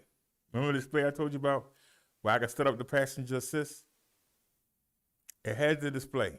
I wanted a folding bike, a bike that I could fold up and just sit on a step and take it up one step at a time and bring it down one step at a time. This I have to carry. Look how big that battery is. But it's a 48 volt, 500 watt, right?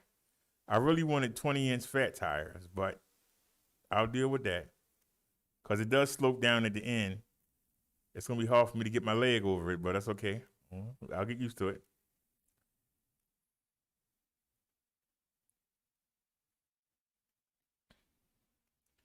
But it's 21 speeds.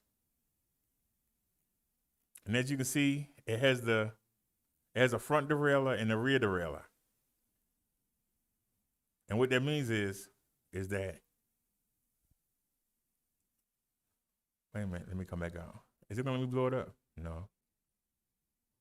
All right, this is the derailleur at the back. This is how you shift your gears. Now, the bike I got, see how it's on that last gear? That's the only gear I have. So I can't shift gears, to help with the pedaling. To help give you more torque, I can't shift gears. I only got one gear, right? But that's the rear. It's also a gear in the front. I want to know if their video show it. And are they going to show this one in the front?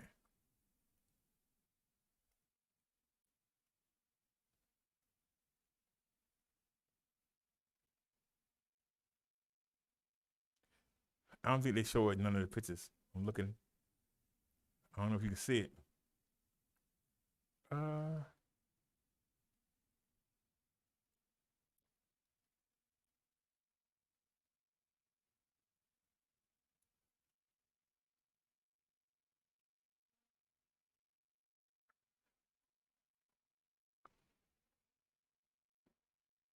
It doesn't say. Hold on a sec. But I saw some similar bikes. Now, I think that this is a copy. But like I said, they only want 600. But I think that this is a copy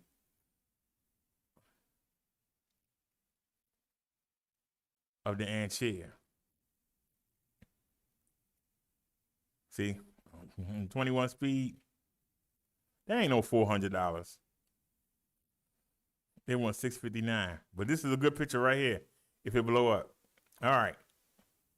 Now, if you look right here, see how it's different gears? Most of the bikes they make nowadays doesn't have 21 gears, only have 7. So that means you just have this first one. But look, that's why it's 2 gear shifters up top. You can actually put the chain and put it on here, and you can get more torque when you're pedaling and get more power for your pedal. You can actually switch. So this is really going to help me out working out. I just don't. This ain't nothing but the Anchair knockoff. They got the battery in the basket up front. How much they want for this? They got narrow to want $659 for that. They crazy. That's way too much money. And see how they lie? Look right here. They say $299. They say $420. Ain't none of these the prices. If this bike is $299, which we just came from that, let's look at this one. If this $400, I'll buy it. I'll buy this Wednesday. If it's $395, I bet you it ain't. Look, it's $755. How am I gonna pay you $755 when it's only 350 watt? and lost their mind.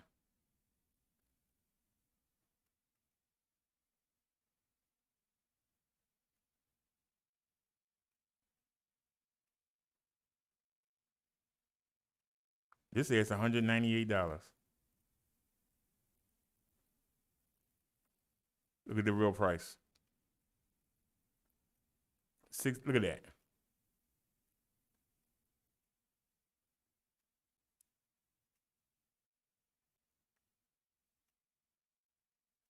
This 738.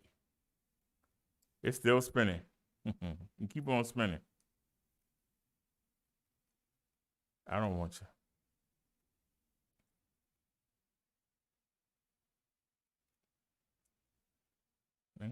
You got the battery in the front. That's so damn. It's so cheap.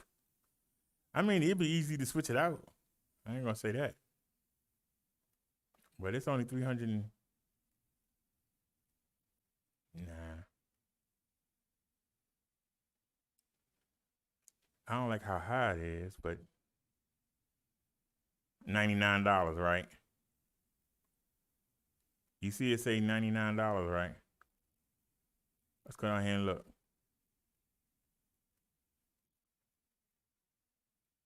$659.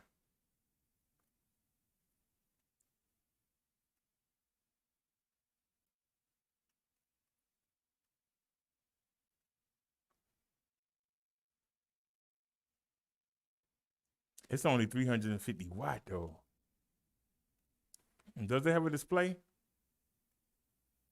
It's only 350 watt though. That's only 100 more watts than what I got. It folds up too. Does it have a display? Oh, and it's 21 speed. That's more money that I wanted to spend now for this kind of bike.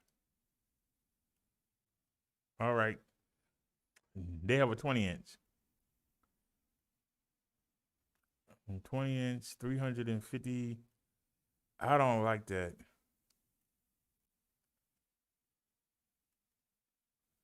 They want $659. Danny shipping. It's not really what I wanted. I wanted $500. But let me see. All right, it's 7 speed. 21 speed, I'm sorry. 21 speed. It's only 36 volts and it's only 350.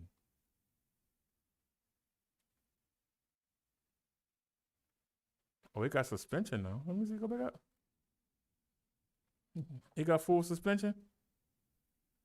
It's weak though. Yep, suspension in the front. Suspension in the back.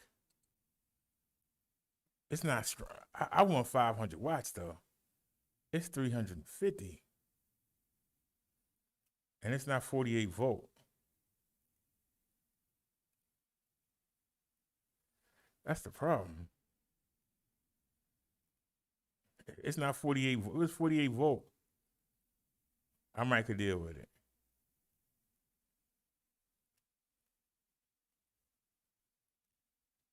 I mean,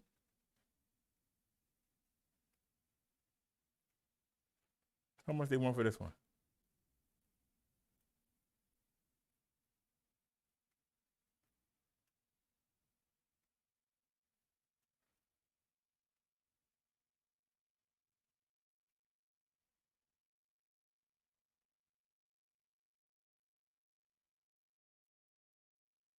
It'd be easier to carry up the steps, but it's only 350 watt.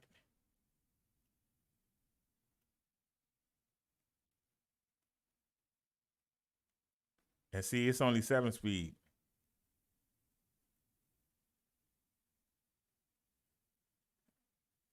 The other one was at least.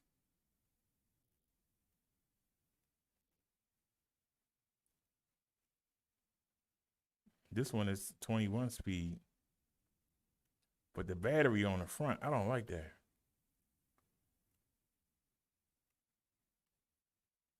I mean, I could buy another battery and switch it out.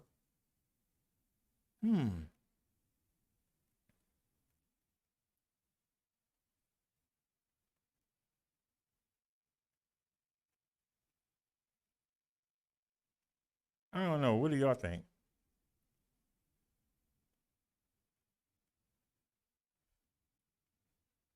So how strong is the battery?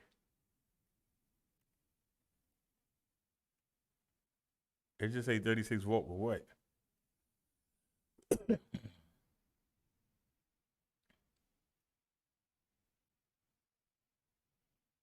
I don't know, different than the other one.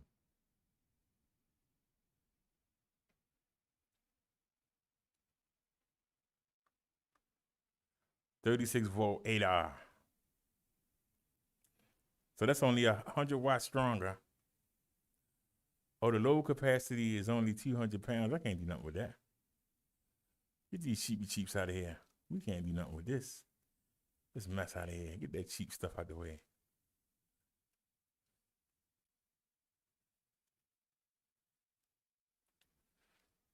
This one is $989. $988. Oh, it's $50 off, but it's $30 shipping. It's $50 off, so that will be $938. It got a stronger battery. Instead of 10i, it's 14i. So that's strong. It's a stronger battery. So that'd be $950. And then you got $30 tax. And then, $30 delivery. And then you got tax. See, that's what's messing it up.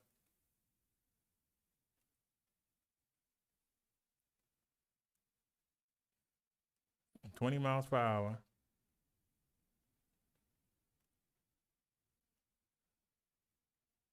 Oh, they got video.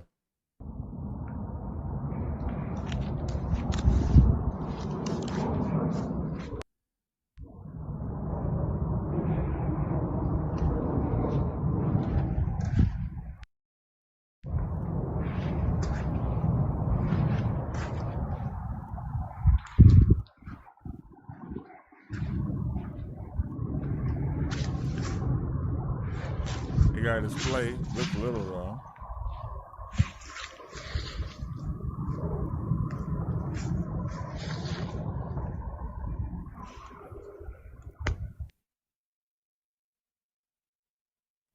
I don't know. They want too much money for it. Even with the $50 off, that's still $939. Then you add they give you $50 off, but $30 in the shipping. So you got to add $20 back. And then you got to pay taxes. So this would be over $1,000. It's too much money. Too much money for a no-name. Too much money for a no-name brand.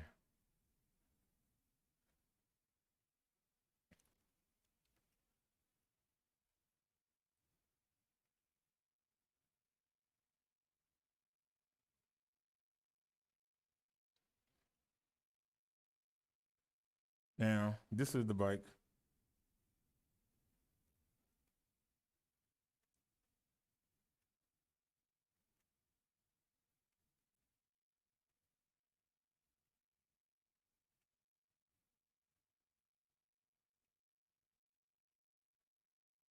I don't know what's going on here. The phone acting stupid. Hold on.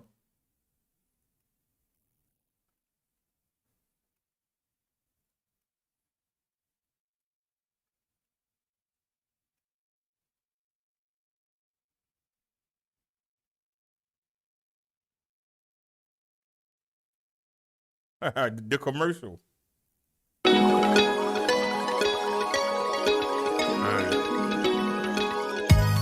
Hey everyone, Micah here with Electrek, and today I'm reviewing the Electric XP step-through folding e-bike.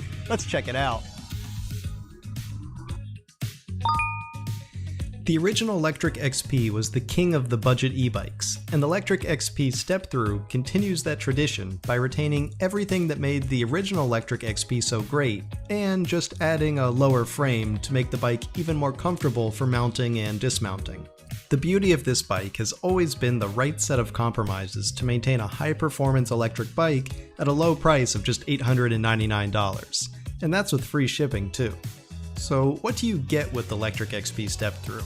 Well, it's rocking a 500 watt continuous and 800 watt peak rear motor that is powerful enough to send you up to 28 miles per hour or 45 kilometers per hour with pedal assist, or up to 20 miles an hour or 32 kilometers per hour with throttle only operation.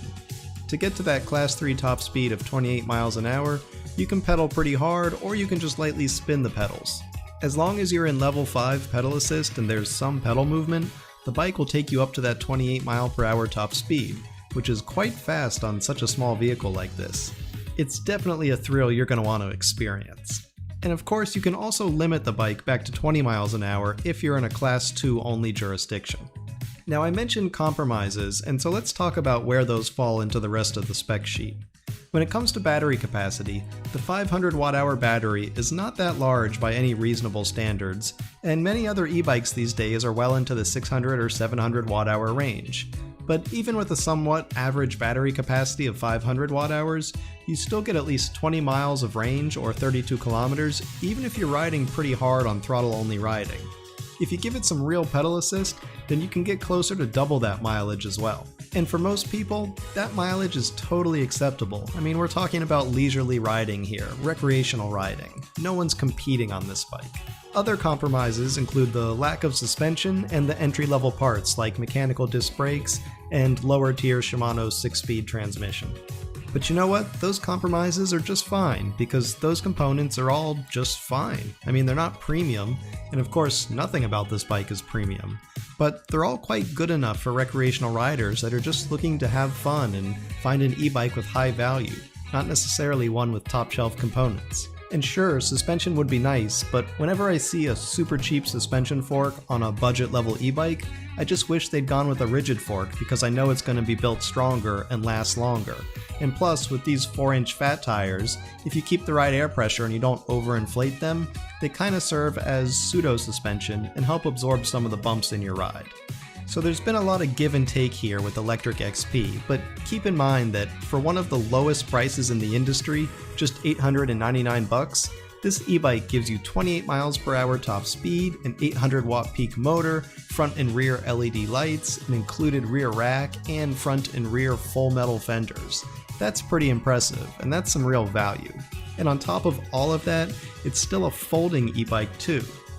Now there's nothing that's special about the folding nature of the Lectric XP. It folds pretty similarly to any other folding e-bike. You're going to start up here at the handlebars, pop that sucker open, and then in the middle you've got another folding mechanism. You slide the safety and open that, and then the whole thing will fold in the middle. At that point you've got basically a folded e-bike. Now it's not lightweight. At about 60 something pounds, I'll put it up here on the screen, but it's enough that you can carry it for, short jaunts. So all in all, I think the Lectric XP Step-Through is pretty much the perfect intro bike for anyone wanting to get into the world of electric bicycles, but that doesn't want to spend $1,000 or more to get extra features or top shelf components that they don't need for casual riding. There's certainly a place for premium e-bikes. I have some myself and I love them. But the value here with the Lectric XP Step-Through is undeniable. It gives you the functionality of higher-end electric bicycles by maintaining good power, speed, and overall performance, but it strikes a nice balance too in order to keep that performance attainable to the common man. And that's pretty impressive by me. Thanks for watching, everyone. We hope you enjoyed that review of the Lectric XP Step-Through. If you did, why don't you give this video a thumbs up? And don't forget to subscribe so you can check out all of Electric's electric vehicle videos. We'll see you here next time.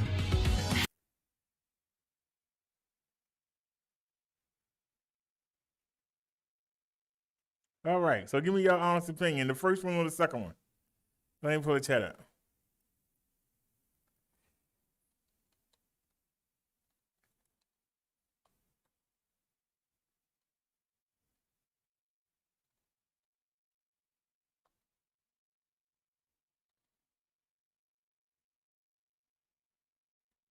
The first or the second one, y'all?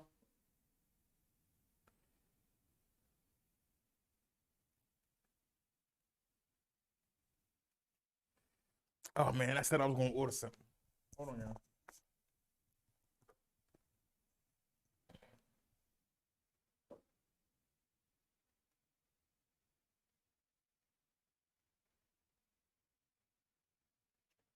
Hold on a second.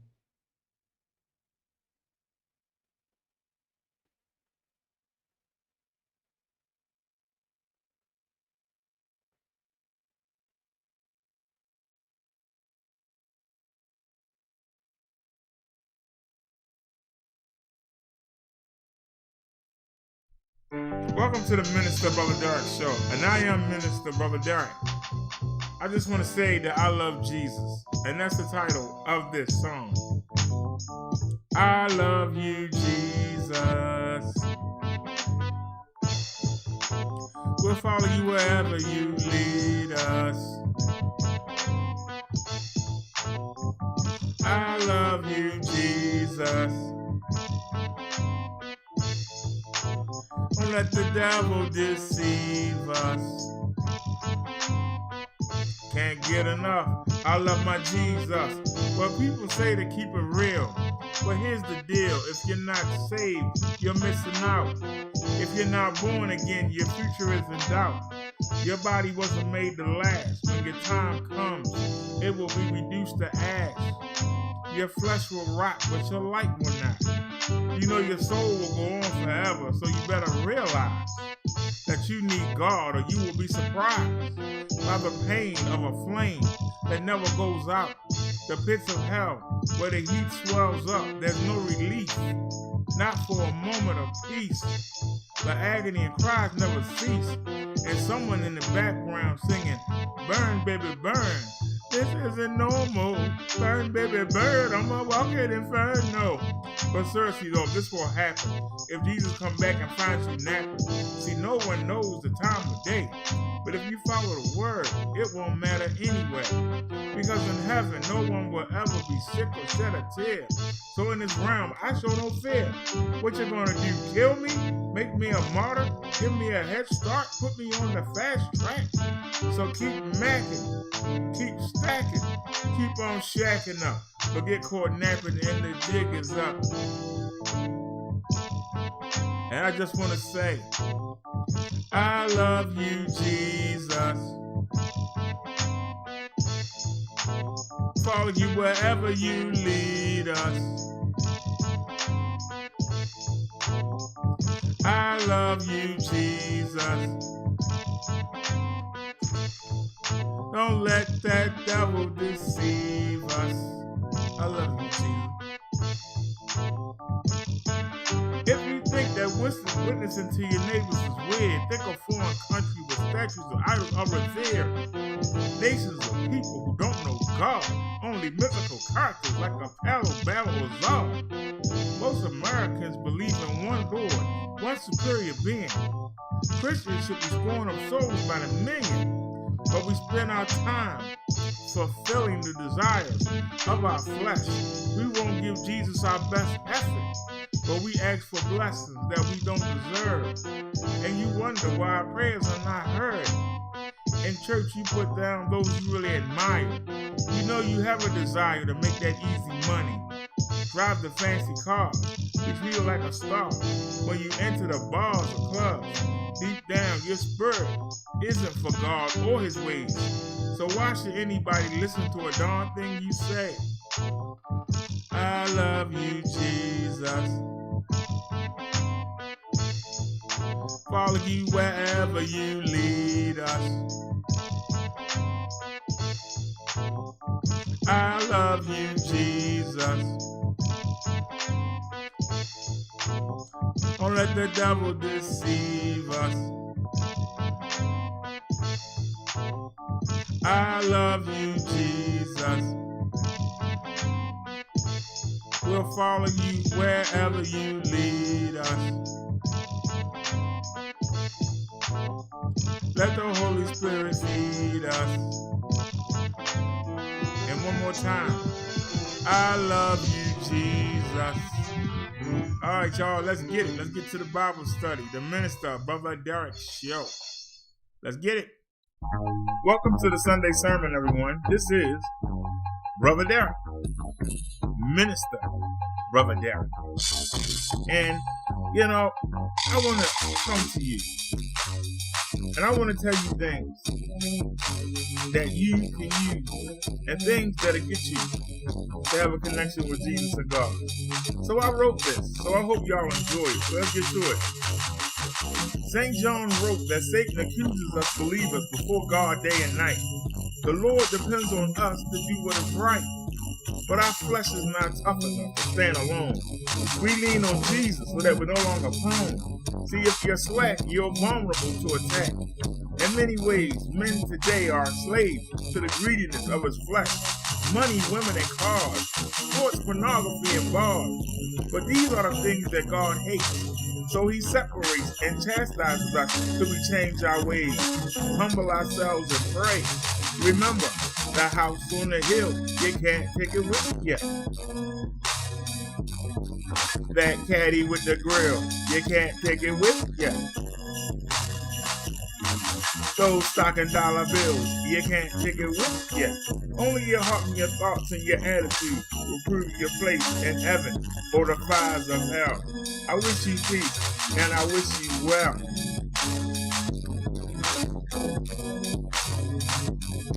It doesn't matter if you're rich or poor, your creed or race. By believing in Jesus, we're all going to the same place. And that's good to know that God loves us all, black and white, short or tall. He only asks us to be more like him. Then you won't want to sin. Let God into your heart and make a fresh start. You have a clean slate. Jesus' blood makes you pure in God's eyes. So stay vigilant and keep the evil at this world at a distance. Ignore the devil's resistance. He's hoping that you slip. He chips away at your faith and strips away from God's grace. But cling to Jesus, he'll mediate on your behalf. The devil has many demons on his staff, scouting, shouting things in your ear, chipping away at your self-esteem while you daydream. So be alert, stay close to the Father, and tell Satan and his armies, man, don't even bother. But I say this, that house on the hill, you can't take it with you. That caddy with the grill, you can't take it with you. Those stocking dollar bills, you can't take it with you. Only your heart and your thoughts and your attitude will prove your place in heaven or the fires of hell. I wish you peace. I wish you well. It doesn't matter if you're rich or poor, your creed or race. By believing in Jesus, we're all going to the same place. People are talking about struggling, saying life is hard, rough, you got to be tough. But there is nothing harder than standing up to God. Evil is rampant. Even in our nation today, morality is gone. That's why our society says, no right or wrong.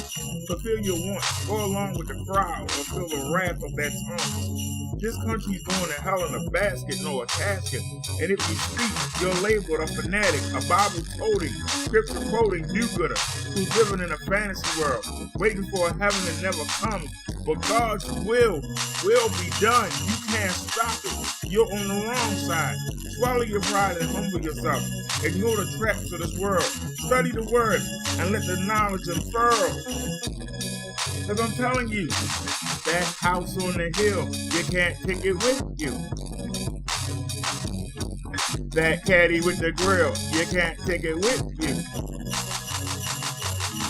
Those stocking dollar bills, you can't take it with you. Only your heart and your thoughts and your attitude will prove your place in heaven or the fires of hell. I wish you peace and I wish you well.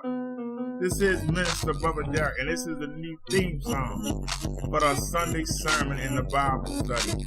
Peace, everybody. Much love to you.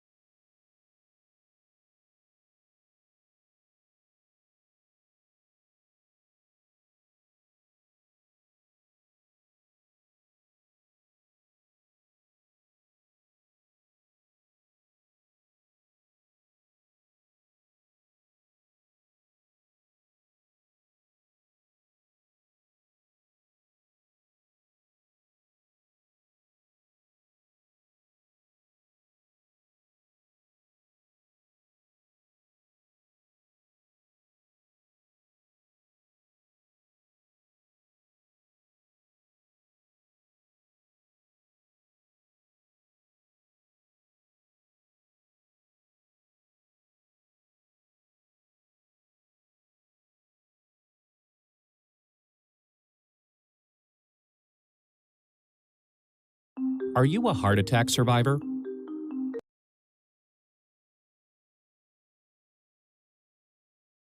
Honor the life of a food service delivery worker gunned down at the end of his shift. And drivers say the attacks are not uncommon. CBS 2's Andrea Klein-Thomas reports from East Harlem. Lucas Villalba's pain can be felt in any language.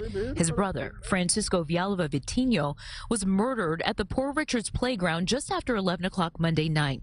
Family says the 29-year-old just ended his shift with food delivery service DoorDash when he was gunned down as someone tried to steal his electric bike. They killed my brother like a dog. And at this point, I only feel a lot of pain. Lehia Hualpa from Workers' Justice Project provided translation and was among those who helped organize a vigil at the same place where Vitinho lost his life.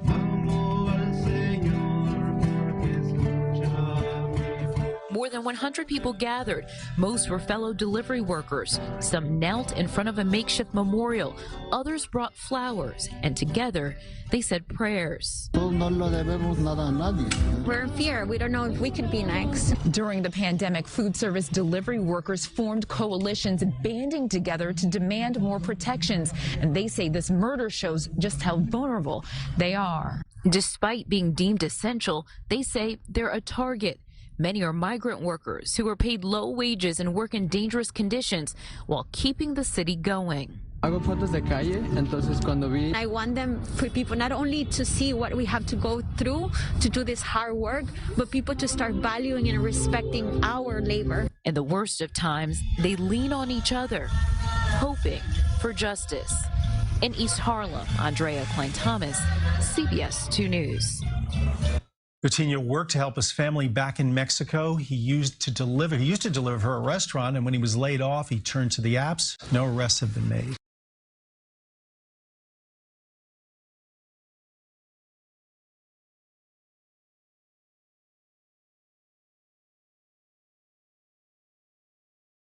So when in doubt, just say,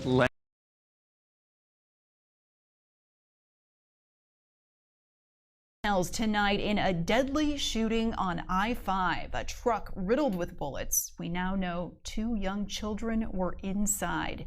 They both survived along with their mother, but the father did not. Now, this weekend shooting happening just south of Arena Boulevard in Natomas. CBS 13's Laura Hafley is there live after speaking with the victim's family. Laura? The California Highway Patrol tells us this was an isolated shooting and the public has no cause for concern, but for one family, their worries are far from over. Raising money for funeral expenses is not how Jay Venable's family planned to spend time together after a bloody Sunday along I-5 in Sacramento. There was a recording of dispatch saying that she was pulling a lifeless body out of the car. Passenger appeared to be pulling the driver out of the vehicle completely limp. Jay's fiance dragging him out of their truck riddled with bullets, and their 2 young children still in the back seat, watching their mother beg for help. She was trying to flag down help. But for Jay, it was too late. He took his last breath on my sister-in-law. She wakes up every morning crying, her cries. You can hear it through the whole house. What CHP is calling an isolated highway shooting left a 9-month-old and 7-year-old lucky to be alive. I think it's a miracle that they made it if both of them were hurt. I mean, glass breaking, all of that, I think it's a miracle. Their mother scarred, their father gunned down in front of them. I had to tell her that her dad passed. Of a group of motorcycles trying to run vehicles off the roadway. Jay's sister, who didn't want to share her name, tells us his 7-year-old daughter remembers bikers surrounding the car before shots rang out. It was a motorcycle gang of about 30. Despite this information, CHP has made no arrests. As for the family, they say they won't have peace until they have justice for Jay. I hope you get caught. Your time will come. You will get what's coming to you. We did ask the California Highway Patrol about that motorcycle group that appears to possibly be involved. We did not get an answer. Of course, this investigation is ongoing. All right, Laura, thank you.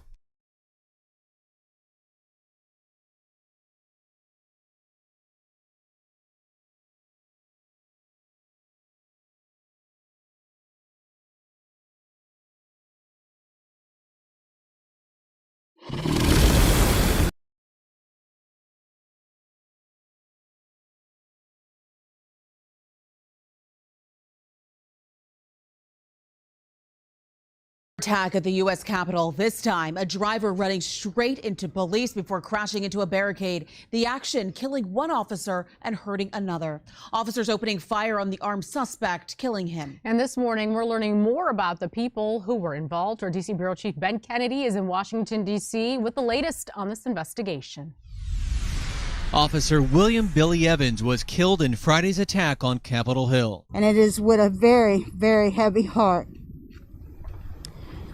that I announce one of our officers has succumbed to his injuries. A second officer was also hurt after police say a driver identified as 25-year-old Noah Green rammed his car into a barrier at a checkpoint near Constitution Avenue, then got out of the vehicle armed with a knife. The suspect did start lunging toward U.S. Capitol Police officers, at which time U.S. Capitol Police officers fired upon the suspect. The suspect was killed and Capitol Hill put on lockdown. I had frantic calls from someone on my staff saying, get away, there's an incident. And honestly, it did bring back memories of January 6th. House Speaker Nancy Pelosi ordered flags at the Capitol flown at half staff for the second time this year to honor a fallen officer. South Florida Congressman Carlos Jimenez issued a statement in part saying the senseless violence needs to end.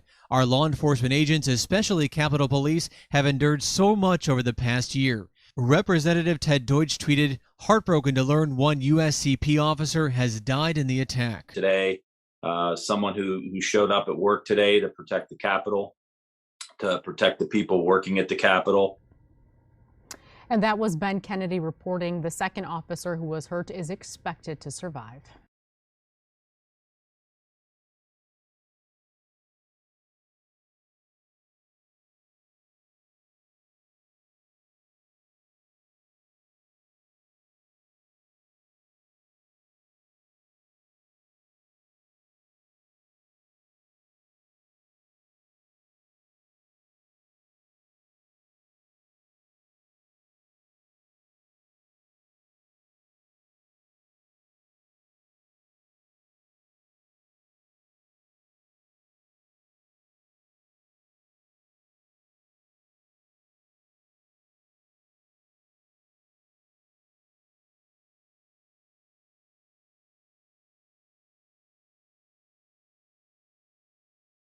Meet your next pillow.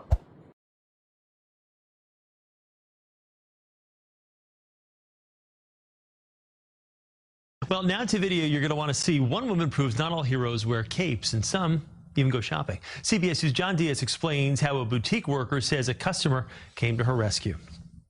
You must not be getting a lot of business. It's slow in the morning. It started off as a seemingly innocent conversation late Saturday morning with someone who 18-year-old Charlotte Dow thought was a customer at her mom's Upper West Side boutique, Lana Jane. That'll be $98.25. But this fake purchase quickly became pandemonium. The store was getting robbed. And then all of a sudden he starts going behind the counter and then he cornered me in and my phone was out of reach. Charlotte was working all alone. I was panicking. I never been in that sort of position before. When she told him the store didn't take cash, he threatened her again. Stop playing. I will kill you, girl. Locking her in the back bathroom of the store. You open that door, I'm going to shoot you. I just thought my mom is going to come in any second. I just have to hold on for a little bit longer or just wait for a customer to come in. Her hopes became a reality. As the man rummaged through the store, a customer was outside shopping, then made her way inside, not realizing she was walking in on a robbery. Yeah, how you doing? She's out right now. What? She's out right now. Charlotte then screamed for help. Yo, I don't know what she's going to talk about. Do you think, oh no, he's going to harm this woman? I was unsure whether I should call out because I wasn't sure that he was going to throw that woman into the bathroom with me. I wasn't even sure if that woman was going to help me or anything or just would run out. But it was this suspect that then fled and the customer stayed. This wave of relief rushed over me. Protecting this teenager. No, come out. Lock your door. Come on. Don't be afraid. Come. I'll protect you. I don't know what would have happened if she didn't come in at the time that she did. Police are still searching for the suspect, asking for the public's help. And as for Charlotte, she is okay. She says that she still plans on working here at this boutique, hoping to see this customer turned hero around the neighborhood since she lives in the area. From the Upper West Side, John Diaz, CBS 2 News. I love it.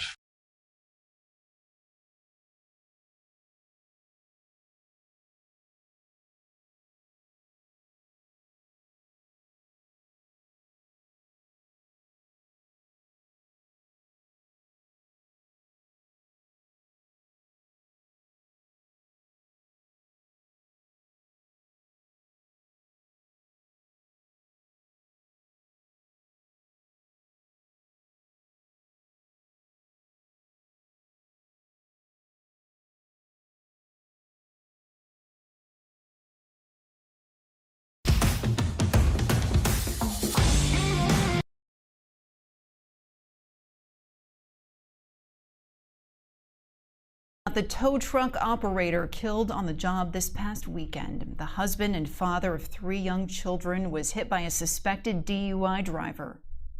CBS 13 Steve Large is live near the crash site in Southland Park after speaking with the victim's widow and brother. Steve? Yeah, this is a man who was helping a stranded driver in need when his own life was cut so short. His family describes him as full of energy, a great father who loved playing games with his children. Tonight, his wife is devastated. So in my head, I'm just trying to put myself together. Ogechi Ugorji is in mourning and shaken by the sudden loss of her husband, Obina Ugorji, the loving father of their 3 young children, ages 4, 2, and 10 months. His kids miss him so much. The Nigerian-American family had moved to the Sacramento area to live out their big dreams. Ugorji was the owner of a company that included a towing operation. He was planning to expand. He's a man of dreams, of many dreams. The tow truck company is just a part of it. Obina Ugorji was on what would have been one of his final calls of the night, operating his tow truck Saturday when he helped a stranded driver and was hit and killed outside his tow truck on Interstate 5 near Seamus Avenue. We are heartbroken in the family. The California Highway Patrol arrested the driver who hit Ugorji. Larry Godbold is facing DUI and gross vehicular manslaughter charges. Driving under influence needs to stop to some degree. A lot of lives, too many lives, has been lost. A family struggling with sudden loss, and a wife now facing a future raising their 3 children alone after this beloved tow operator was killed in such a senseless act. It feels really terrible. Obina's wife says besides the emotional impact, there's also going to be the financial one. He was the sole income provider in that family, so now she is going to have to find a way to fend for her children on her own. Let's go! Get that!